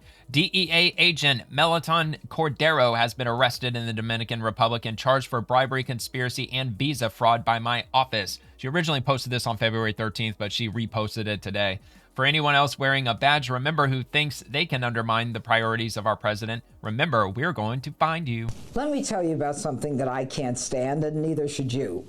And that is when an individual tries to subvert the president of the United States' priorities. A DEA special agent who was assigned to the embassy in the Dominican Republic by the name of Melaton Cordero was an individual who was arrested and charged by my office with conspiracy to commit bribery and visa fraud. It involved his moving people up the line who were waiting to get a visa for money and creating false stories so they could get into the United States quicker. Wow, what an asshole. The problem with this is that now that the border is closed, the president has made America safe, we have an individual working for the government who is charged with taking money and bribes to commit a fraud and moving people up the line, and we don't know in the end if those people are entitled to even come into the United States. So this is the kind of thing that when you sell out our country and when you do it with a badge, you need to remember that we're going to find you. And don't think that if you're outside the continental United States that we're not going to know what you're doing. So for this special DEA agent, I think he now understands, and so should anyone else out there. Wow, man. Even in the Dominican Republic. Well, they found him. He effed around and he found out. Okay, Pete Hegseth. Turns out President's Day under President Trump is not a good day to run drugs. This is from U.S. Southern Command. Late on February 16th, at the direction of SOUTHCOM Commander General Francis L. Donovan, Joint Task Force Southern Spear, conducted 3 lethal kinetic strikes on 3 vessels operated by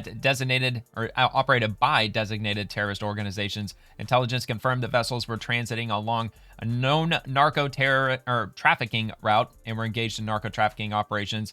11 male narco terrorists were killed during these actions, 4 on the first vessel in the Eastern Pacific, 4 on the second vessel in the Eastern Pacific, and 3 on the third vessel in the Caribbean. No U.S. military forces were harmed. Well, of course, Democrats were screaming about this. When was that? About a month or 2 ago. Even though that they started these operations back in, I believe it was around September-ish. It was around then. And of course, they've gone back to silence. It's almost as if there's nothing to see here, because they had this like big brouhaha with regard to one of these vessels, seeming to suggest that our armed forces killed somebody who had surrendered, that they were allegedly waving like their shirt, like a white flag type of thing. He was standing at the vessel like, don't blow me up, and then the military blew him up anyway. That's what the Democrats were saying. They kept saying that day after day for like a week or so, and they demanded to see the footage, the unredacted footage. So as far as I know, the Department of War released the footage only to the Democrats so they can view it behind closed doors, and all of a sudden I haven't heard a word of it ever since. It was almost as if they were completely wrong. So anyway, let's take a look at this. Without sound, there's never sound with these strikes. I'm not sure if they're going to show all 3. That's at least 1. I'm going to assume that's probably the same. Yeah, that's going to be the same one. Okay, yeah, it looks like they will show all 3.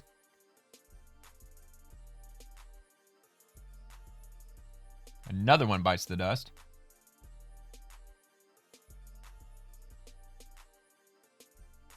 And there's the third one. Probably the one in the Caribbean. Oh man, you can see that one drop on him. That was a large-ass weapon. Blasted him right out of the water. So there's 3. 11 in total were killed. And you'd think that they would have gotten the message by now. I mean, we've only been bombing the hell out of them since, like I said, since September. Maybe even late August. It's been long enough. They should have gotten the message by now. Don't traffic drugs. Don't do it. You're going to fuck around and find out. Okay, we've got another one from U.S. Southern Command. Strengthening life-saving capabilities and coordination. U.S. Army soldiers, the U.S. Marine Corps, Marines, and members of Panama's security institutions conducted Medevac 101 training as part of the ongoing Jungle Operation Training Course. Panama at Aero Naval Base Cristobal Colon, Panama, February 4th of this year. The joint training enhanced participants' ability to rapidly assess, package, and evacuate casualties while strengthening interoperability and reinforcing the enduring partnership between U.S. and Panamanian forces in support of regional security and readiness. So we got a video.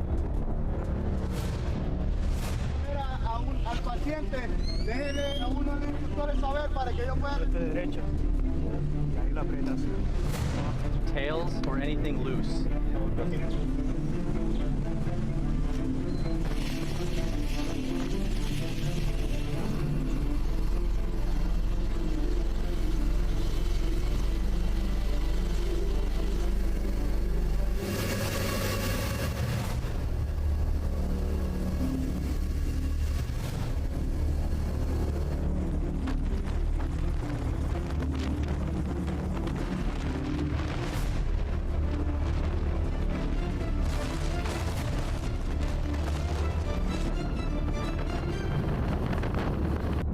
Wow, man, that's wild what they're capable of doing.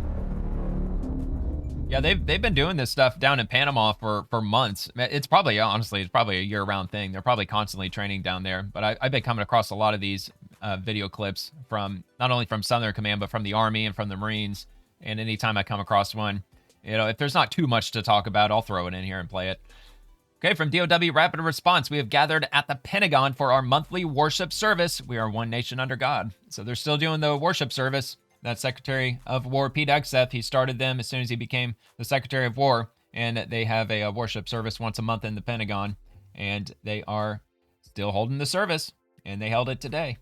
Secretary Chris Wright, with President Trump's leadership, new investments are flooding in with the potential to transform the Venezuelan economy, the United States, and the entire hemisphere. Is Venezuela uninvestable today?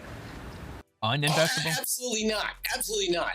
But in the Exxon CEO's defense, I'd probably get a little bit of time. 26 years I don't know if it's of exactly communist stable rule. yet. They've nationalized properties. They've gotten rid of the rule of law. It has been an absolutely miserable place to do business. I would think. So he was talking 6 days or 7 days after we had a change there. That's a reasonable take on the way Venezuela was.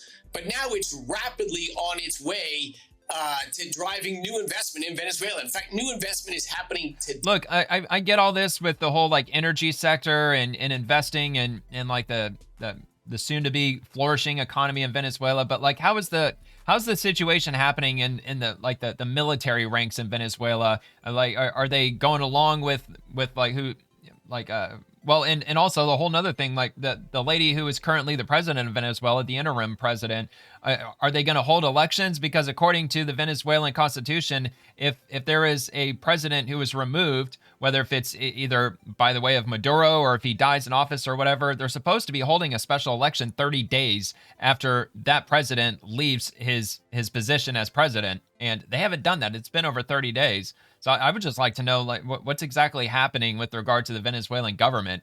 I mean, are they just pretty much going along with whatever the U.S. government wants them to do? Or I don't know. I just got questions. And I keep looking out for something like that. I suppose I could just go and research for it on my own if I had more time. Maybe that's something I'll save for this weekend. Like this weekend, I don't do the swamp over the weekend. I just kind of just do whatever I feel like doing over the weekend. Anything that catches my eye, I'll usually cover it. So maybe I'll get into that this weekend and see. Which will not only benefit American consumers in more energy, lower energy prices, more jobs and opportunity, but it will just be absolutely transformative for the country of Venezuela and for the Western Hemisphere.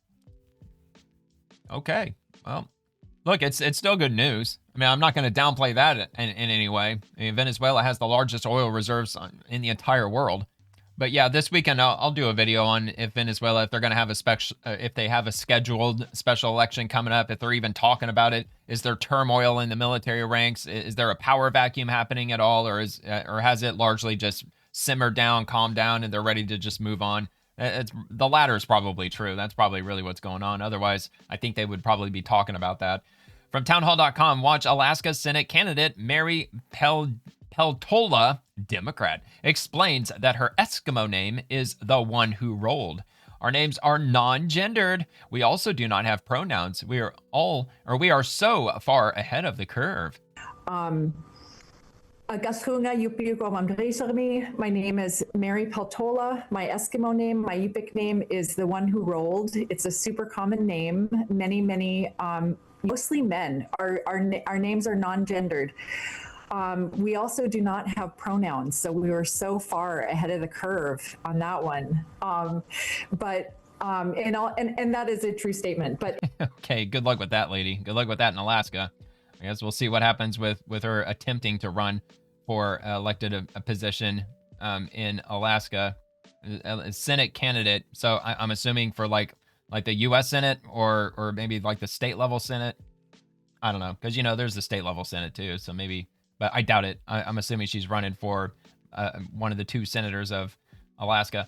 Okay, so we got this from James Woods, the actor James Woods, who has like he's got like 176 IQ, like some insanely high IQ from what I've read. Eric Swalwell is ineligible to run for governor of California. This is from Mila Joy. If Eric Swalwell says his principal residence is in California, he committed mortgage fraud. He bought a house in D.C. and said it would be his principal residence. If he says his principal residence is in D.C., he cannot run for governor because he must have declared California as his primary residence for 5 years. He's cooked. And this is his deed of trust, supposedly.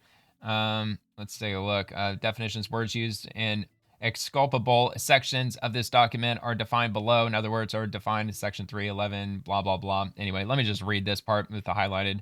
Borrower's loan application. Borrower should be in default if during the loan application process, borrower or any persons or entities acting at the direction of borrower or borrower's knowledge or consent gave materially false, misleading, or inaccurate information or statements to lender, or failed to provide lender with material information in connection with the loan. Material representations include, but are not limited to, representations concerning borrower's occupancy of the property as borrower's principal residence. And that would be in Virginia, Fairfax. The records office is in Fairfax, Virginia, but one thing I know for sure, that ain't in California. So sounds like he might not be eligible, but do you think that they're just going to let him run for it anyway? Yeah, probably. I don't think that's, yeah, would that invalidate his ability to run for governor? Almost certainly, if what they're saying is true. Although I don't think that's going to stop him from running, and I don't think that's going to stop the state of California from allowing him to run. But anyway, from Ryan Saavedra, and it says, the Daily Mail has obtained the following poem written by Rep. Eric Swalwell when he was at Campbell University. He describes a fantasy in which he and a woman kissed until veins imploded and exploded and blood rolled down our chins. Bizarre, to say the least. Let's read this, shall we? Hungover from Burgundy, and there beauty was, formless and magnificent, a flurry of limbs and nails. She chased and I ran. I chased and she ran. Atop my hotel she stopped, and I leapt for cloth and tan. My anxious arm she bit, my scar is beautiful. While I screamed, she bent her lips to mine, kissing till veins imploded and exploded, till blood rolled down our chins, for bounded mouths cannot speak of parting. In the morning I awoke beside beauty's shadow, her form sloppy and her legs pale, my scar lost, my lips cracked and dry, and we groaned simultaneously. Eric Swalwell, well, how sweet. Anyway, not sure if that's like absolutely true that he actually wrote this. I have a feeling it probably did. I mean, it seems awfully random for somebody to just throw that out there. And yeah, so anyway, came across that. He wasn't the only one who talked about this today. That was actually trending today, that an old poem from Eric Swalwell had surfaced. So he wasn't the lone person posting that. It was on, there were a lot of people talking about it today on the X platform. The U.S. Capitol Police, our officers just arrested a person with what appears to be a gun near the west front of the U.S. Capitol building. Please avoid the area. We will provide more information when new information is confirmed. And that was earlier today at 12:30 this afternoon. Maryland Avenue is temporarily closed between 1st and 3rd Streets, southwest, while we investigate. At this time, there does not appear to be any other suspects or ongoing threat. Out of an abundance of caution, please continue to stay away from the area while we investigate and collect evidence. Again, this time, one person is in custody. Chief Sullivan will provide a brief update to the press at 2:45 p.m. near Garfield Circle. All road closures for the investigation are being cleared. Here's a news release with the latest on our investigation. I guess we'll have a look at this, uscp.gov.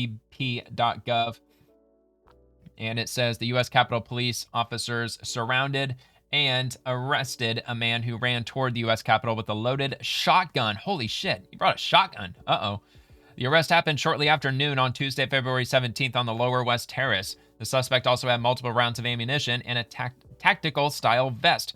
USCP officers found the suspect's SUV in front of the U.S. Botanic Garden on Maryland Avenue Southwest. A gas mask and helmet were spotted inside the vehicle. Thanks to the quick actions of the officers, no one was hurt. Quote, just last summer, we held an active threat exercise on the west front of the U.S. Capitol, in the very location where today's officers stopped the suspect, says U.S. Capitol Police Chief Michael Sullivan.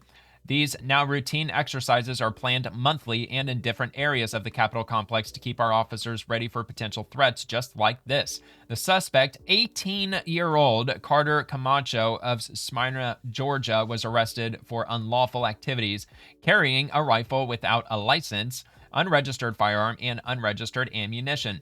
The USCP's threat assessment section is investigating to determine the suspect's motive. He was not on file with the USCP. And there's his shotgun. Not rifle, but shotgun. I don't know why the law doesn't just say maybe long gun. I don't know. But, you know, the charge as it stands, they're charging with a rifle. But yeah, anyway. So that happened today at the Capitol in the heart of the swamp. And let's move on to the next from Steve Scalise. Happy Mardi Gras. Yeah, today's Fat Tuesday, I think, right? Last week, I shared king cakes with friends and colleagues across the Capitol. Always glad to bring some New Orleans spirit to Washington this time of year. And I'm not even going to attempt to pronounce that because I have no idea how to speak French. And king cakes. I've never had king cakes, but that's what they look like. That's a king cake with the Speaker of the House, Mike Johnson. It looks delicious. It looks extremely sweet. Okay, rapid response. The auto loan interest deduction could cut taxes by hundreds or even thousands of dollars for eligible taxpayers. A massive win for American consumers and the American auto industry, made possible through the president's tax cut. Millions of Americans who bought a new car last year, you could benefit from a new tax break. Consumer reporter Michelle Renee Quinn breaks down the car loan tax deduction that is included in President Trump's tax bill. The auto loan interest deduction could cut taxes by hundreds or even thousands of dollars for eligible taxpayers. Now, exact savings depend on your income and the size of your auto loan. The tax provision applies only to new vehicle purchases, allowing taxpayers to claim up to $10,000 a year on interest paid on loans. Eligible cars must have final assembly in the U.S. And you can find the assembly plant of your car by searching the VIN on the National Highway Traffic Safety Administration's website. Cox Automotive chief economist estimates the typical eligible car buyer could claim around a $4,000 deduction. Yep, you certainly can. And yeah, with your VIN, I don't remember which digit it is. It's like the 4th, 5th digit or something like that on your VIN. That corresponds to the manufacturing facility where your car was assembled. But yeah, man, you can save thousands of dollars if you were crazy enough to buy one of these ridiculous new cars last year. Then yeah, you could be eligible to save thousands of dollars. So definitely would want to look into that if you're not knowledgeable on that, because yeah, you know, everybody loves saving money. The United States Trade Representative Jamieson Greer. U.S. crude steel production is surging as a direct result of President Trump's tariff program, surpassing Japan's production for the first time in over 25 years. Well, on steel, remember, we've shipped 300,000 million metric tons more this year than we did the year before. We've produced more than Japan. There was some reporting over the week about adjustments there. I mean, you may want to sometimes adjust the way some of the tariffs are applied for compliance purposes. I'm not giving you double talk here. We've heard stories of companies that have had to hire extra people for compliance. We're not trying to have people, do so much bean counting that they're not running their company correctly. The president's tariffs on steel and aluminum have been very successful, shipping more steel than ever, opening up new steel lines, new aluminum smelters announced. So clearly those are going the right direction. They're going to stay in place. Oh yeah, man. Excellent news. U.S. is manufacturing steel at the highest amount that we have in 25 plus years, at least comparing it to Japan. And look at that, man. Washington, D.C., they still have snow on the ground. That was probably from that winter storm. What was it, Fern? Was that what it was? Winter storm Fern? I think that was the big nasty one that pretty much everybody got affected by. I know it got so cold here that I had frost all over my car. And I think we had 3 or 4 days of frost in the morning. That was crazy. I've never seen frost more than 1 day at a time. And we don't get frost every year down here. It's like once every 4, 5, 6. No, not even. Well, yeah, like frost on the rooftops. We might get that like maybe 5, 6 years. But last time I saw frost on my car was like back in like 2010. It was a long time ago. All right, Rep. Darren Soto, the Trump slump is in full effect. And of course, Rep. Darren Soto, he's a Democrat. The economy is grinding to a crawl. New jobs are scarce and unemployment is creeping up. So the only reason I share this is because, to be fair, if they're going to share statistics from the Democrats and if they're going to cite, something that would be reliable or legit, I'll show it. I don't have a problem showing any data statistics from Democrats. But this source is from the U.S. Bureau of Labor Statistics via Fred. So this appears to be an actual statistic. Now, I'm sure, of course, conveniently, we don't see the numbers going back to 2021, 2020, where there was massive job losses. And I would assume from 2020 up through around Trump's inauguration, the reason that during the Biden administration that there were a lot of job creation happening was because of all the job losses, the millions and millions of jobs that were lost during 2020. And I'm sure the market was recovering in the years following. So I don't know. That's just my take. I don't know if that's actually true or not. But anyway, I did come across this and just figured why not show it. Monthly job creation in the U.S. January 2022 through January of 26. And then we do have this from the labor statistics. Number of involuntary part-time workers decreased by 453,000 in January of 2026. Number of people employed part-time for economic reasons from January 21 to January of 26. The solid line is in total. The dotted line is slack work or business conditions, and the line down here at the bottom could only find part-time work. And again, that's from the BLS also. Measured in millions, 3, 4, 5, 6, 7 million. And that was also on my feed today. And I'll link that also. I'm sure that they probably have more info. Yeah, there's some more info on here. That's on bls.gov. And again, I still can't figure out why the BLS doesn't have the gray badge. I've never understood that. Anyway, got one more from the press secretary from the White House. Goldman Sachs to drop DEI board standards as Trump's anti-woke campaign spreads across corporate America, on Fox Business. And it says Goldman Sachs plans to remove DEI hiring standards for its board of directors. The Wall Street Journal reported on Monday. The company had removed a requirement for board diversity on companies it was taking public last year, but now plans to remove DEI language in the criteria for its own board members this month. Yeah, because they figured out it was illegal, you morons. The board's governing committee evaluates potential candidates based on 4 criteria, one of which is a more traditional understanding of diversity, encapsulating viewpoints, background, work, and military service. That section also has quote-unquote other demographics tagged onto the end, referring to race, gender, identity, ethnicity, and sexual orientation, according to the Journal. The board now reportedly plans to remove the reference to other demographics because it's illegal. Expected change comes after the National Legal and Policy Center, NLPC, a conservative nonprofit that owns a small stake in the bank, requested the change in September, according to the Journal. Goldman Sachs struck a deal with the group under which the board would make the change of its own accord, and the NLPC would not submit a formal request circulated to shareholders ahead of the company's annual shareholder meeting later this year. People familiar with the matter told the outlet.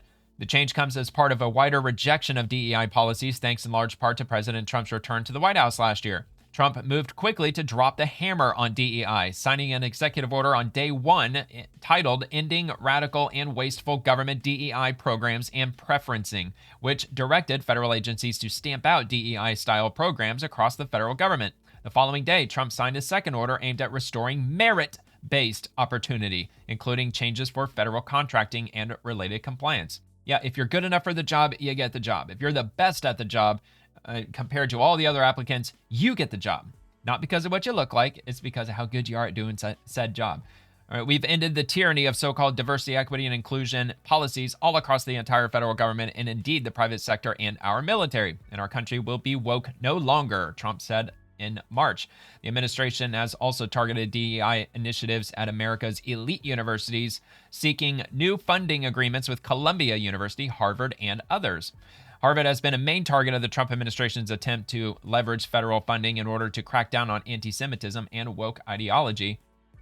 And in December, lawyers for the Trump administration appealed to a judge's order to restore $2.7 billion in frozen federal research funding to Harvard University. I don't think that they unfroze it yet because Harvard still hasn't released the core of their of the data that proves that they're not hiring or that they're not accepting applicants based on like color and orientation and all that other stuff.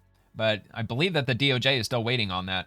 Harvard sued the administration in April over its attempt to freeze the federal funding and argued in court that the actions amounted to an unconstitutional pressure campaign to influence and exert control over elite academic institutions. Well, I'm assuming that failed because, yeah, they have to disclose their information on their demographics. And I didn't read into it too much. I think they also have to release like SAT scores and they have to release like certain statistics so that way the federal government can determine that they're not admitting people just based on what they look like, that they're actually admitting them based on merit.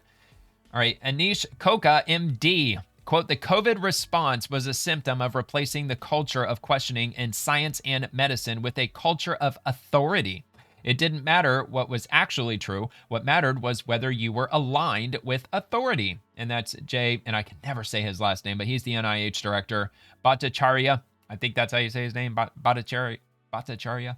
Anyway, let's hear what he has to say. I think symptomatic, the COVID response was a symptom essentially of we have replaced the culture of questioning in science and in medicine with a culture of authority. Right, so that you, in order to like say anything, analyze anything, think anything, you had to not only be published in a top journal, you had to like have the right, you have to be in the right, you have to merge with the groupthink, and if you don't, then you're wrong automatically. It didn't matter what was true. What would matter was, are you aligned with authority? Yeah, it was such a wicked time back then. And it was really just sad and appalling that so many Americans just went along with the program. Just the overwhelming majority just seemed to just go with it because it was just convenient at the time. And that's exactly why Anthony Fauci needs to be in freaking prison, because he wasn't following the science. He was just following just basically whatever the hell he wanted to follow. It's saying that, well, yeah, if you get the COVID vaccine, you're not going to get COVID. And then like, what, 2 weeks later? Well, yeah, you'll still get COVID, but, you know, the symptoms won't be all that bad. And then like, what was it? Ivermectin. They were saying it was horse paste and like dewormer and all that other bullshit. I mean, like, look, you could probably go on for hours and hours with everything that was wrong with freaking COVID. All right, Secretary Kennedy, Medicare fraud has drained taxpayer dollars for decades, but it ends now at HHS. We are deploying cutting-edge AI to detect fraud in real time and stop fraudulent payments before they ever leave the Treasury. This year alone, we're saving tens of billions of dollars and protecting the integrity of Medicare for the Americans who depend on it. Look, that might be a good use for AI. I keep catching videos on YouTube where people they believe that AI it's in a massive bubble and it's on the verge of collapse. Like, I keep hearing that OpenAI isn't even going to exist like a year from now or 2 years from now. Apparently, Microsoft is going to move to purchase it and just kind of dissolve it into Microsoft, even though like the AI tools that Microsoft is trying to push on everybody, nobody likes it. Like the Microsoft Copilot, it's just like Bing. Nobody uses it, but they're investing crazy amounts of money into AI. But, you know, like there's a place for AI. I'm sure it's a helpful tool. You know, it certainly makes searching for things on the internet better. But as far as like eliminating all white collar jobs, I'm not so sure if it's going to do that. But anyway, here, let's hear this from Secretary Kennedy. With Medicare, we're using AI, and we're using AI which can detect the fraud. You know, it can tell us whether this guy who we're paying has been convicted of fraud before, and you know we shouldn't be paying him again. And it will be telling. I'm assuming they're going to use a human every to verify aspect that. of his business that we need to know to understand whether it's fraudulent. So we're going to save just this year tens of billions of dollars in eliminating fraud in Medicaid.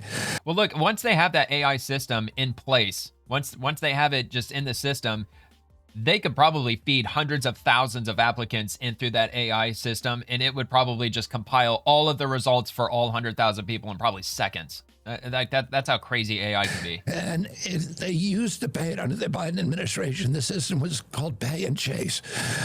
So if they sent in a fraudulent invoice, even if we knew it was, the HHS knew it was fraudulent, they would pay it, and then they would put the Inspector General to go claw it back. Yeah, all that and of course it ridiculous wasn't there, bureaucratic so bullshit they never process. covered anything. Oh, I see. Now we're not going to pay Hey, that was Theo anymore. Vaughn. If they're fraudulent, they're going to. I was wondering where he they're was. not going to get a check. Theo Vaughn's a cool We're dude. going to save tens of billions of dollars just this year, and we're going to save hundreds of billions over annually from Yeah, now President on. Trump on this podcast. And that's because the AI is keeping track of that? The AI Still rocking can the mullet. spot the fraud. Got it. And then with Medicare, with Medicaid, which is, you know, a joint state-federal program, it's a little bit, we don't control the rails, and the states control them. And so we need state cooperation, and the red states are cooperating with us, but the blue states still won't cooperate. So that's going to take some time. And then there's categories that are much easier for us to control, like medical devices. We can do that quickly on our own, but there's other categories that are going to be much more difficult, but we will get it done within the next 3 years. Yeah, I'm going to have to look for that whole episode. I'm really curious to watch the rest of that. I mean, Theo Vaughn, he's quite a character, and historically, he's not political at all. I was shocked that President Trump went on his show, because that's not really the vibe of Theo Vaughn. I mean, he usually just has like fellow comedians on, and they just kind of banter back and forth. But yeah, anyway, yeah, I'm sure that's going to be a good watch. I would assume it's probably about an hour, or at least as long as Secretary Kennedy can handle the conversation. I'm actually surprised to see him on a long form podcast. I figured with his voice that he wouldn't be able to speak for too long, but I mean, obviously he can. So anyway, so Secretary Brooke Rollins, come along with me for a busy day in the life. Morning hit on mornings with Maria on Fox Business, Cabinet Bible Study, blah, blah, blah. So she just wants to share a minute and a half of what she goes through on a daily Hey everyone, basis. it's Brooke Rollins, bright and early. Come along with me for a day in the life. We're starting bright and early with Mornings with Maria. From there, I headed back over to the U.S. Hang on. by the way. Here, let me just show you her profile in case you're not familiar. She's the 33rd U.S. Secretary of Agriculture under the leadership of President Trump. Cabinet Bible study. Next up, a big moment for national security and agriculture. After all, that happened last week. Farm security is national security.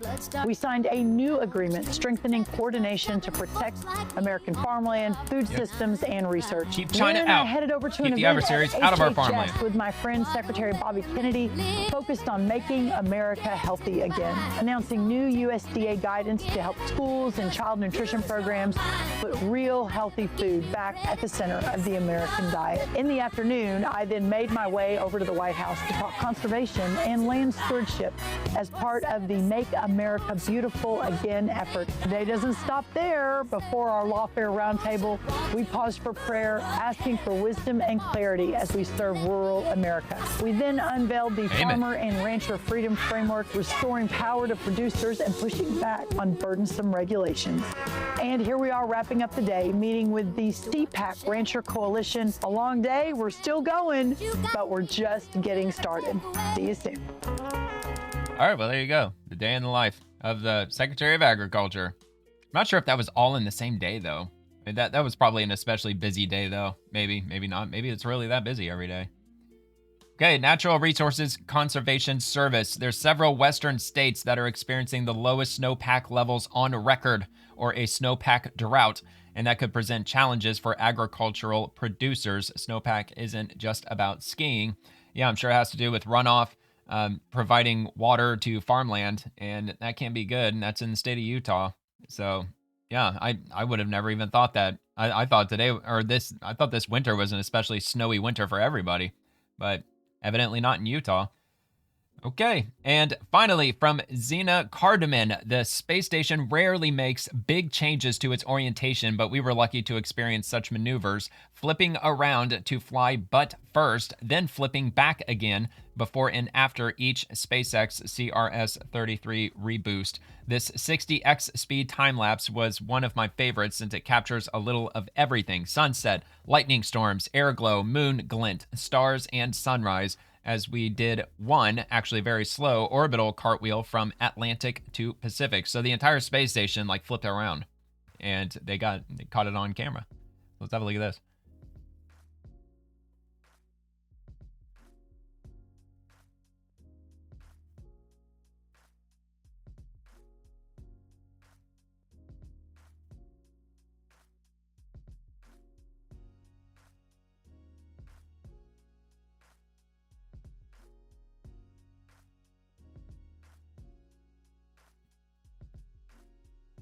Oh, that looked like Italy, maybe. Oh. It's always cool seeing the night side, with all the cities.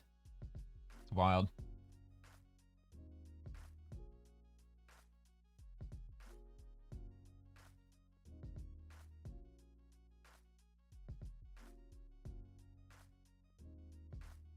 Wild, man. That was cool. Very cool. Little space station flipping around like doing a big cartwheel. That was kind of wild.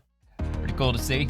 And that'll do it for this episode. That's all I got for The Swamp for today, Tuesday, February the 17th, 2026. So if you enjoyed the video, please like the video and subscribe to the channel. And I'll be back with another episode tomorrow evening covering The Swamp and everyone in it, the politicians, the bureaucrats, and the agencies.